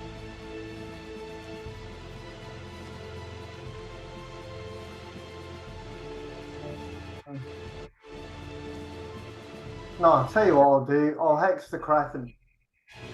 Okay. Kraken is now hexed by you in its entirety. Okay, that's me. Oh, yeah, okay. Then I Fantastic. actually do the avatar. Right, understood. Okay, that'll bring us to Prince Aligarthus, who is quite the champion. He's going to pull out his blade, and he is going to like step in front of you, Trixie. So heroic, my god. Yeah, this one's supposed to be a little closer. And he's just basically going to take some swings on the tentacle itself. That'll hit. That will that will not hit, and that is a nat 20. So hit and a nat 20. I hope he Gonna make gets my to life use a- that sword on the dragon turtle at some point. I assume it would work on a dragon turtle just like any other dragon. Yeah, Dragon Slayer. Oh yeah, what am I doing? I'm gonna take it back. He like looks at you and he looks at you, Trixie, and he goes, I'm going in. What a guy. You are the greatest druid I have ever met. It would be my honor to slay a dragon with you.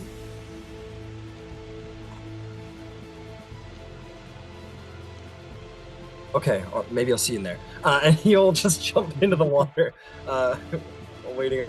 No response comes, and he's going to jump into the water. Definitely like that for sure. Splashes into the water. And as he's in the water and he's like trying to impress the girl, he's like, he sees the god of the ocean, of like the evil god of the season. He's like, maybe I should really think this through. And he is going to action dash towards the turtle, and then it's going to action surge for an extra amount of feet as such around the tentacles. It gets to like here. Okay. That is going to bring us to the Kraken. What's Kraken going to do? We got multi-attacks on multi-attacks. Yeah, he's got you in his mouth, Brock. This is true. So it is. I'm gonna even give it advantage because it's you're right where he needs you to be. You know, hard not to bite someone who's in your mouth. That's like just not successfully chewing food, essentially. At that point. The fact he was talking with Brock in his mouth makes it all the funnier. Yeah. Yeah, I'm Well, just he's like, I'm like hanging from the roof of his mouth. you're getting ragdolled in there. You're fucking. He's like he's talking. and smacked around by his tongue. So that'll be a nat 20. However, Brock Meadowbrook, you're a werebear. This Don't is true. give a shit about no damn piercing damage. So while it starts crunching you and chewing you, and like you're like hitting the tops of like teeth like multiple times and like falling off of them and being like basically like it's like you've been put in a blender with screws and nails. And you're like, man, if I was a regular person, this would hurt a lot. This probably what goes through You don't even have a magical mouth. No, he does not. But he does swallow. Oh, well, okay. that's a yeah. damage you can take. That is a damage you can take as you fall into stomach acid. But we will deal with that later. And that is going to be the Kraken's turn. Legendary action. All right, legendary action, big boy. This is my last one before my turn. Yep. I'm curious. Oh, never mind. Okay. Not as curious as I am. I'll just attack. I'll just attack. Okay.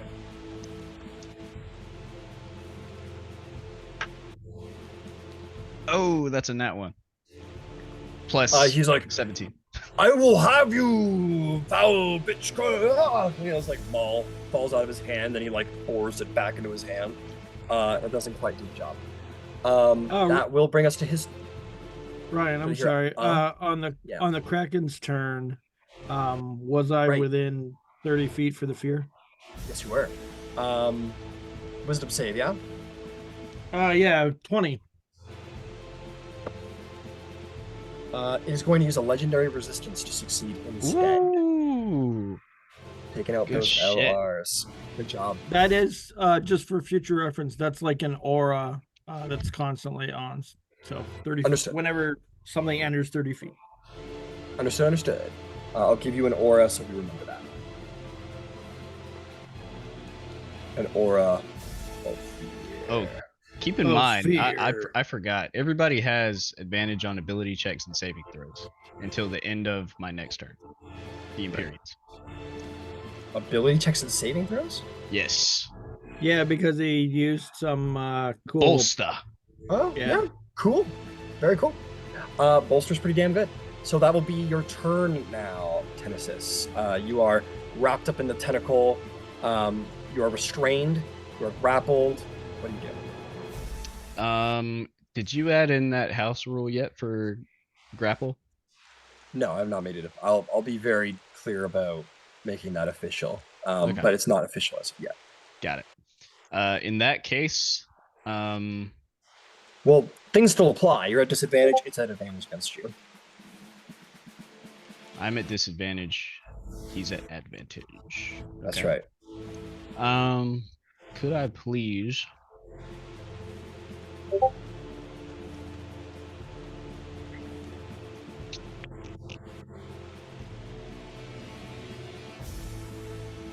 Could I please do a... This counts as an elemental, correct? The Kraken? Yes. Depends on what action you're doing. Like, I'm not gonna like spoil that. Dispel good and evil.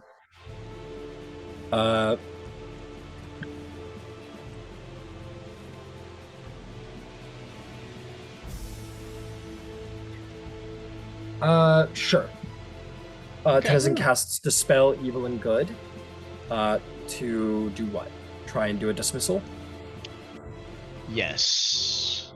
As Tennyson summons, like, brings his hand in the air and light flows through him, and he brings his hands down on the tentacle to try and send it away.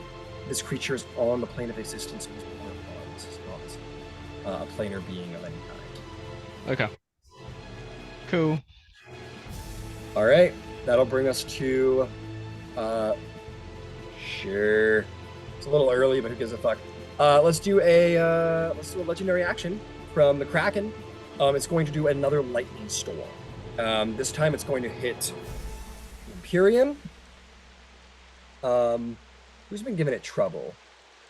Who's it really upset with? Just the Empyrean, really.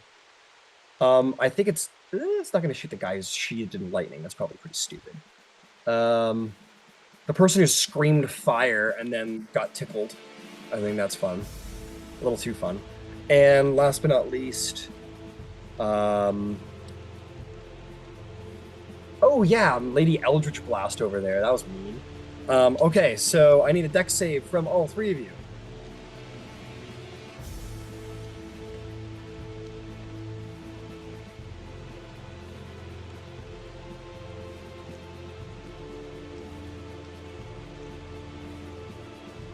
Sorry, who was it again? That was Vivian, the Empyrean, so Nithroel, and one of the NPCs. 18. 18's a failure. That's 19 lightning damage, Vivian. Absorb. Sure. Which saving throw? Dexterity saving throw. Dexterity. So reaction, absorb elements, she'll take half damage. Yep, that'll become 9. And she'll get an extra little juice of damage on her next attack. 22 from the Empyrean. Empyrean will take half for 9 points of lightning damage. Oh my god. Oh yeah, that's when you guys beat it up. And the captain does not dodge the lightning and takes the full shot. Okay, that'll bring us to Brock Meadowbrook. Okay, bud. You ready? I'm ready. You have been swallowed. You are blinded. You are restrained. You have total cover against any damage or effect that will come from outside the Kraken. Additionally, you are going to take 42 points of acid damage as your body burns. Okay, can I use my reaction to absorb elements? Sure, absolutely. Or do that. All right, so 42 reduced to 21. 42 reduced to 21. That's right. All right. Now, what are my options in here? I'm restrained and blinded. Yep. So you cannot see anything. You have disadvantage on attack rolls, and you cannot move. So here, yeah, let me get specific about it for you. Blinded. You can't see, automatically fail any ability check requires sight. Attack rolls against you have advantage. Well, you have disadvantage against enemies. Restrained. Your speed is 0. Same thing with the attack rolls, and you have disadvantage on dexterity saving throws. You can still attack, they're just at disadvantage. I can still attack? Yeah, they're just at disadvantage. Oh, that's perfectly fine. You can basically do anything you want except for see, move, and that's it. I can do anything I want except for see and move. Yeah, and then there's a couple things at disadvantage. That's perfectly fine. That's not an issue at all. Oh, wait a minute. I forgot I had temporary hit points. Cool beans. Alright, I'll take that out of there. Everybody's got 2600. I think I'm going to try and hack away at this thing. I can't move, I can't see, but I'm going to dig a hole until I see daylight. Makes sense, go for it. I'm gonna use my bonus action to rage. Alright, you are raging. Roll me some wild magic. Oh yeah, this is roll, please roll the sorcerer wild magic. Please, dear to God. This would be the perfect opportunity.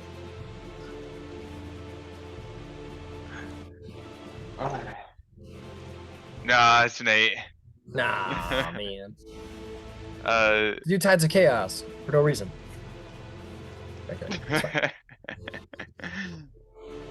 Probably kid. Actually, you know what? You want to do it? You want to just call it and make that happen? Sure. I like that idea. All right, let me roll a d100. Let's see what happens. Alrighty. This seems like a good time for something to happen. You just want it so bad that it just happens. Yeah. And I'm gonna deserve it because I'm calling it right now. I'm gonna turn into a potted plant. Oh my god, I hope so. 28. Oh, very cool. Not necessarily helpful for a Raging Barbarian, but that's okay. For the next minute, all of your spells with a casting time of 1 action have a casting time of 1 bonus action instead. Oh, okay. You suddenly feel like if you could cast a spell fast as fuck right now. But hey, you got cool armor, which means you can cast anyway. Right, I have an armor that has me cast spells, and some of them are actions. That's true. Well, you can't cast a spell anymore because they're all bonus actions now, and you've already used your bonus action. So what do you do? Is that just for this turn? No, for a minute. For a minute. Okay. Okay, that is my bonus action. Wait, I have to Yep, a minute. figure out what my other wild magic rolls were. Find that surge table. I got a 3 and a 7. The flowers and vines don't really help me, so I'll go with the 3. The intangible spirit looks like a pixie. I got an exploding pixie in here. You just you obviously you can't see anything, but you just hear in your ear. Brock goes, "Did I go boom?" Go boom. Okay. You smell the smell of gasoline. and just in the dark, there's like a little match lights, and there's an explosion. The Kraken cannot dodge it because it's in its belly. And I think it's gonna touch you as well, bro. Fails its deck save. I'm fine with that. Is there methane? You can in roll, here? however, because you could roll. You have disadvantage though. It's disadvantage. Does do I have to see with danger sense? Do I Yeah, do I know so it's coming? Okay. That's fine. So you know it's coming, but I think I'll give it to you. I'll give it to you because you knew it was coming. Okay. So it's a straight roll. Straight roll. Dex. Is there methane in here? In the stomach? Probably. That is 13. So I fail. Okay. The Kraken does 2. Go ahead and roll damage, and both of you will take it. 4 force damage. 4 force damage. On the outside of combat, only the most keen observer will notice a little bit of bubbles sort of come from like under the Kraken, as it has like a little fart. Okay, now that we got that nonsense out of the way, I'm gonna start digging. I'm gonna plunge my claws into Drax. into the stomach acid. Yeah, and like digging through the bottom of this Kraken. Yeah. Okay. Go for it. You want to do recklessly? Yeah.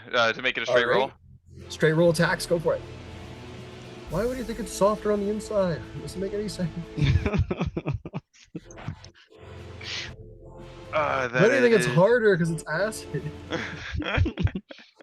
That is 16 plus 16, 32. 32, I think hits. Yeah. I'll roll both my attacks. Roll for that.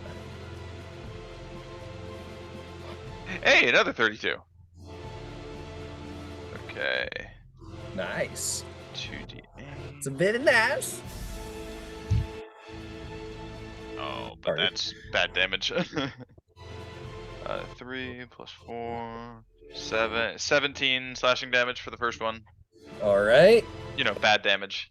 Yeah, bad damage. Start carving meaty chunks out of the Kraken's belly. And 9 plus 4 for rage. 13, 23 for the second. Oh, wait a minute. I get a D6 for my. I don't know if acid damage is going to do anything to this thing, but for absorb elements, D6 acid. Oh, acid I gotcha. damage. I will say, I'll say because you're ripping a hole in its stomach lining. Yeah, I'll give it to you. Okay, that's 6 points of acid damage. All right, so total of. Oh, crap. Sorry, I'm sorry. I missed the original damage. I didn't miss it. Okay, so the second one was. Wasn't it like 23 or something? 23, yeah. 23, Okay, the 23 first one was plus 6. 16. Yeah. So 29. I apologize. 29. All right, you're carving into it as you carve a little hole in the stomach lining. As your claws sink into it, you sort of like launch acid into its body, and it outside the crack, it kind of like it's not really noticing the damage terribly because it's just like there's a lot of pain going on for it from different directions. And I think a little bit of like what it would perceive as indigestion isn't really bugging it in the heat of combat. But it's adding up. It's going to start adding up. Well done. Okay, that brings us to Phoenix Flame Roll, who just witnessed Legendary Papa. Oh, okay. Legendary action. I would like to use 2 legendary actions for Trembling Strike. Tell you what. I want you to roll me a d20, and I'll roll a d20 because it's going to use a legendary action too. I want to see who gets to go first. We'll just do rollies for it. Rollies? Do you know what? Actually, I take it back. I'm going to give it to you because your dex is way higher. So Sure. go for it. Okay. I would like to use Trembling Strike, please. Alright, then. There's no There's ground no for you to ground strike. other than the Kraken. I'm going to say you can't do Trembling Strike because the whole point is you smash the ground and it creates like an earthquake situation. There's no ground to be struck right now. I'd give it to you if he was like flying and he like throws his maul down to the earth, but like it's suspended in water. I don't see how. That'd I don't probably see how definitely mess up the ship too. I don't know. It's got a lot to travel through. Anyway, I'll tell you what. I'll make you a deal. This is a little bending the rules, but there's a give and a take. If he throws his maul down into the water, you can create like a sort of like miniature tidal wave in every direction, and try and hit everything within that radius. But that includes the ship and everyone on it, which I don't think he would do. that's true. So you can attack. You want to attack? Yes. Okay, go for it.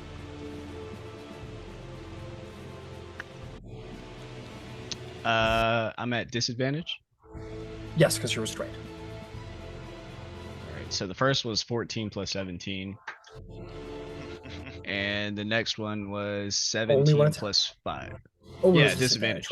Right. Sorry. What'd you get? Was the disadvantage roll? 22. 22 will hit. Roll me some damage. Excellent. Excellent.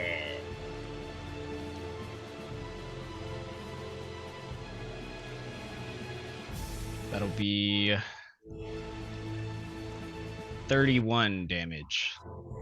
Boom! You slam that tentacle for 31 damage. Ooh, and as you do, boom!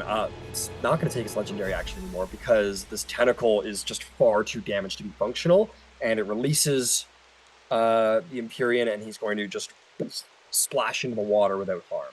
Right. But that tentacle just sort of into the water, too damaged to do much of anything other than dangle. Okay. Yeah. It's not his turn, so he wouldn't be able to like catch himself with flying, would he? No, and he also doesn't have a hover speed, so he wouldn't be able to anyway. Okay. Got it. But he splashes in the water, which isn't necessarily the worst thing. He's got a swim speed, pretty good one. Mm-hmm. Flame rule. What would the Phoenix like to do there, Brock? Flame rule. I assume flame rule watch me get swallowed. Yep. And flame rule. I mean, you're its daddy. It's tragic. It's horrible. Yep. So flame rule, being made of flames, has fire form. Lets it occupy the space of a hostile creature. Can move through a space as narrow as 1 inch wide without squeezing. Yeah. Can the Phoenix also fly down the gullet of this. Absolutely. It just flies into the mouth of the Kraken, just makes itself small. Brock, you still are blinded, but suddenly it gets really hot, and then really hot, and you're like, oh no. And Flame Roll comes in to like save you, and basically gets himself swallowed with you. Which is Still blinded in here? Yeah, because it's not about like it's just not good lighting in here. It's like this is all muscle. Like it's like you're all like up in there, and like it's like right into your face, like the lining of the walls and things. And you're like scratching at things. So the point is, it's like it's a tight, like you're being squeezed around in here. So You can shine you still light can't see. through skin and muscle sometimes and see a little bit. That's true. That's Also, true. this That's a thing good has got to point. have like a lake of acid in its fucking stomach. This thing is also a 60-foot. Okay. In Trixie's right. I will give you like a vague sort of like See colors. washy. Yeah, you kind of see like some colors through like the muscles and organs and stuff. Nothing solid or perceivable, but you do get like a little bit of just like general color. Do I see a beating heart? Well, it's not your turn. It's the Phoenix's turn. Correct. It's Phoenix turn. Phoenix doesn't care. Phoenix ain't smart enough to know that. Roll me a D10 for D10. fire damage. For being eaten. It comes over to you and just starts going. It just starts like against you, and you're like, ow, ow, ow, no, stop. Spicy. 8 fire damage. Oh god, wrong creature. 8 fire damage. It takes that 8 fire damage as it had a very spicy meal today. Multi-attack. All right. Multi-attack. These will not be at disadvantage because the Phoenix is a elemental and can fit into these kinds of spaces easily enough. And is also immune to being grappled and restrained. Yep. So Flame Roll just does Flame Roll's thing. Go ahead, make some attacks straight up. Right. First one's the beak. Will be 17 to hit. 17 does not hit, I'm afraid. Ooh. Like the first attack to not hit tonight. First attack to not hit. Alright. Alright. Beak doesn't hit. How about some fiery talons? Fiery talons. Alright, that'll be a 23 or 22. 22 will hit. Roll some damage. And I will say per the Phoenix's like ignition thing, I will say that like maybe there's enough methane or whatever it is. Maybe the acid's flammable. Who fucking knows? But for whatever reason, the interior of the Kraken does begin to ignite. So Okay, the Kraken will be considered ignited. I believe that would have been if the beak hit. I don't think the talons do it. It's With part a of touch, with a touch, a Phoenix can also ignite flammable objects that aren't being ordered. Oh, I guess he's not technically flammable. Yeah, you're right. If the beak hits, it says if the target is a creature or a flammable object, it ignites. Fair enough. Okay, so this is 6 plus 8, 14 plus another 8, so 22 fire damage. But 22 fire damage. All right, it starts burrowing similar to you into the Kraken. It's very uncomfortable. Is there anything else with Flame Roll? That is, I guess, if Flame Roll is smart, how much movement do you think he made? Flame Roll isn't smart. Flame Roll's got 2 intelligence. Yeah, it didn't get awakened. This is just Firebird. Yep, This is that's my a turn. little birdie who's like, Mama, help Mama. Yeah, Basically. this is, Yeah, it's this- down there, Brock, and it's going like you can't see it, but it's going like it's hungry. It wants some Oh yeah, food. he's definitely trying to find me. So yeah, he's not going anywhere. Yeah. Speaking of low intelligence, the Leviathan is going to just slam into the ship again because apparently that's its job, as we are quickly learning. 30 will hit for 29 points of damage to the hull. The ship lurches again from a massive blow. Vivian the Dreamweaver, what do you do? Okay, so how close is this Leviathan now? Leviathan is...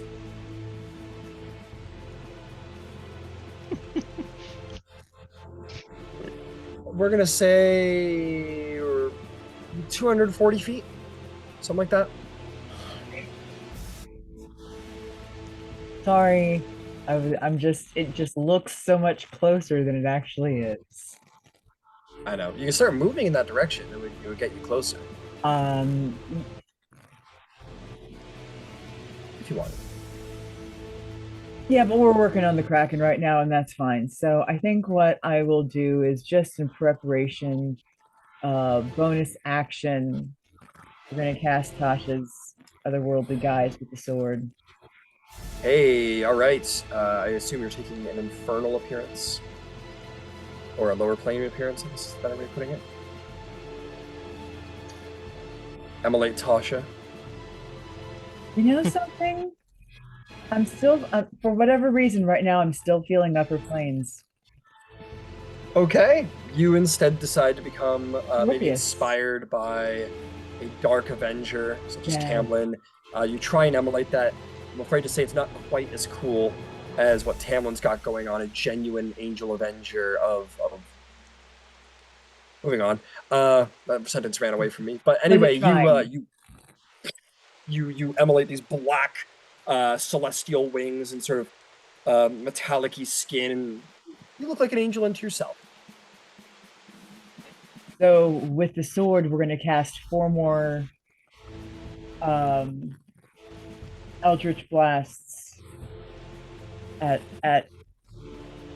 Mr. McHappy over here. Okay, go for it. Make me some attack rolls. I assume you're hitting its head. I am hitting its head, please. I've got 240 feet, so in theory. All right. Do you want me to roll the four attack rolls first? Sure thing. Go for it. Okay.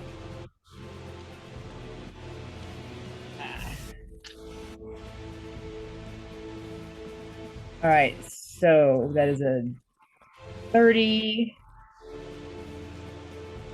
14 is a 25, the 12 is a 23, and a 17. 17 won't hit. What's the first one you said? Was that a 13? 30. Oh, got it. Only one will miss. The other 3 will hit. Oh, good. So for 10, 10, and 7. And then, yeah, I'm going to start dashing towards, or not dashing, but moving towards what was Leviathan. the total? Hang on. What was the 10, total 10, of and those 7. 10, 10, and 7. Got it. Thank you. 27 damage. Well done. Another 3 shots of starlight makes contact, and you start running in that direction. Yeah, I'm going to start running towards the Leviathan. Okay. 30 feet. Fantastic. I've got my wings out, so 40. Okay, 40. Yep, kind of skip up off the ground for another 10 feet. Fantastic. All right, that is going to bring us to Dragon Turtle. Oh yeah, look at that. Look at that meanie. Oh yeah, baby, this is gonna be fun. There's blood in the water. The dragon turtle is... Fuck. Genesis can't get a fucking break. Why? He's doing a great job. It is going to almost like trying to prove that it is a good friend to the sea god, the evil sea god, like a servant of hers, perhaps. It surfaces right in front of Aligarth. It's just like, and out of the mouth of the turtle is a huge blast of just steaming hot water. This is like spaghetti water hot. This is going to be Yep, I said it. Spaghetti water hot. That's gonna be, let's see, a cone. Big old 60-foot cone. We'll start with you, Aligarthus. Man, only 60 feet? That sucks, dude. Oh, well. 5, 6 degrees. Lock it in, move it along. Put her there, champ.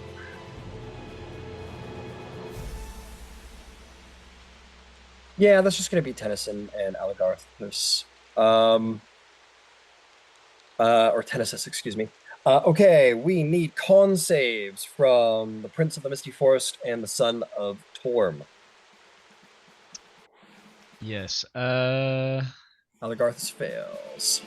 Does this count as a spell or other magical effect? No. He's going to use Indomitable, and he succeeds instead. Shit,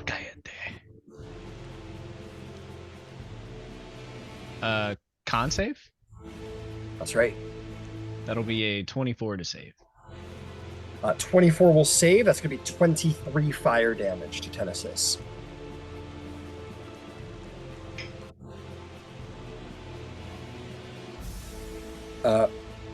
Them's the dragon turtle. Okay, that is going to bring us to Trixie. Trixie, what do you want to do? Okay. As you see, Aligarthus like in the fucking maw of this creature, basically. Yeah, and the Leviathan is behind the ship? Yeah, the Leviathan is To the behind front. the ship, way over there. Is it in front? Nope, it's in the back. Oh, it is back. Okay. Yeah. So, has the ship drifted forward at all? I assume it's not going full speed anymore, but has it drifted forward? No, not at all. The Kraken Not is at all? essentially holding it in place at this point. Okay. So then I probably can't hit it with lightning because the storm is only so big.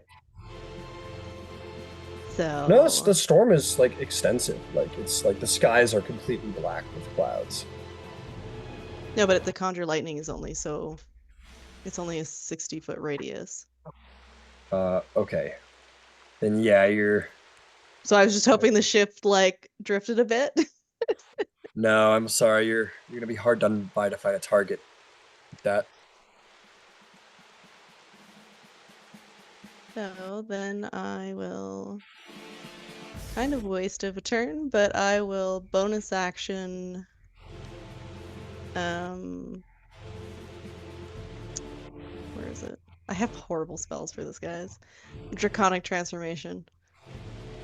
Okay. You sort of emulate the power of a dragon in your magic spell. Yeah, and then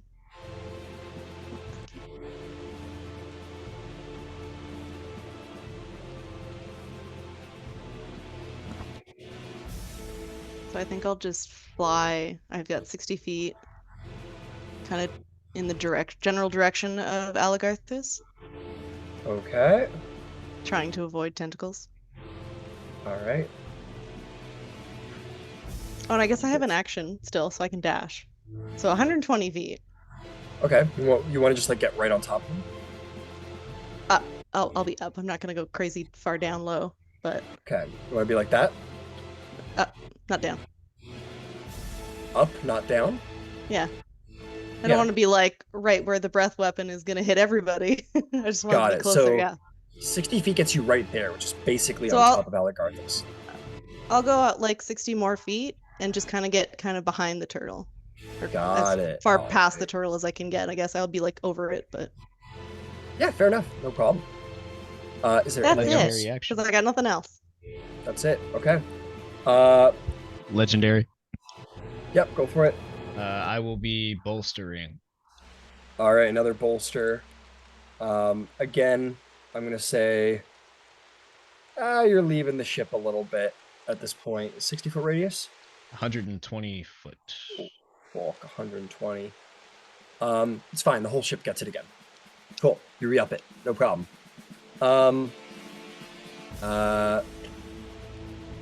Legendary actions. see here. I think you have made a bit of a spectacle of yourself, Tamlin. I think you're going to be the victim of a tentacle attack in this moment. Right. That is going to be tentacle 35 to hit. All right, it's going to be 20 bludgeoning damage, and you are grappled in the tentacle.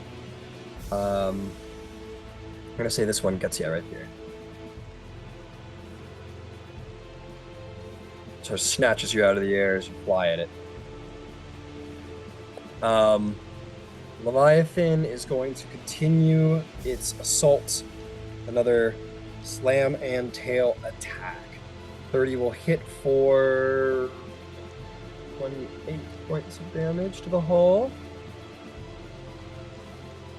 And another tail attack against the mast. That's going to be 23, which will hit for 31 points of damage. Just to give you an update on how the ship is looking. Let's see. The mast is...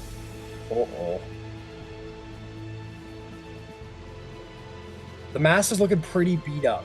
It only looks like it could take 1 or 2 more shots from the Kraken, and then you're going to be done for sails, which is unfortunate.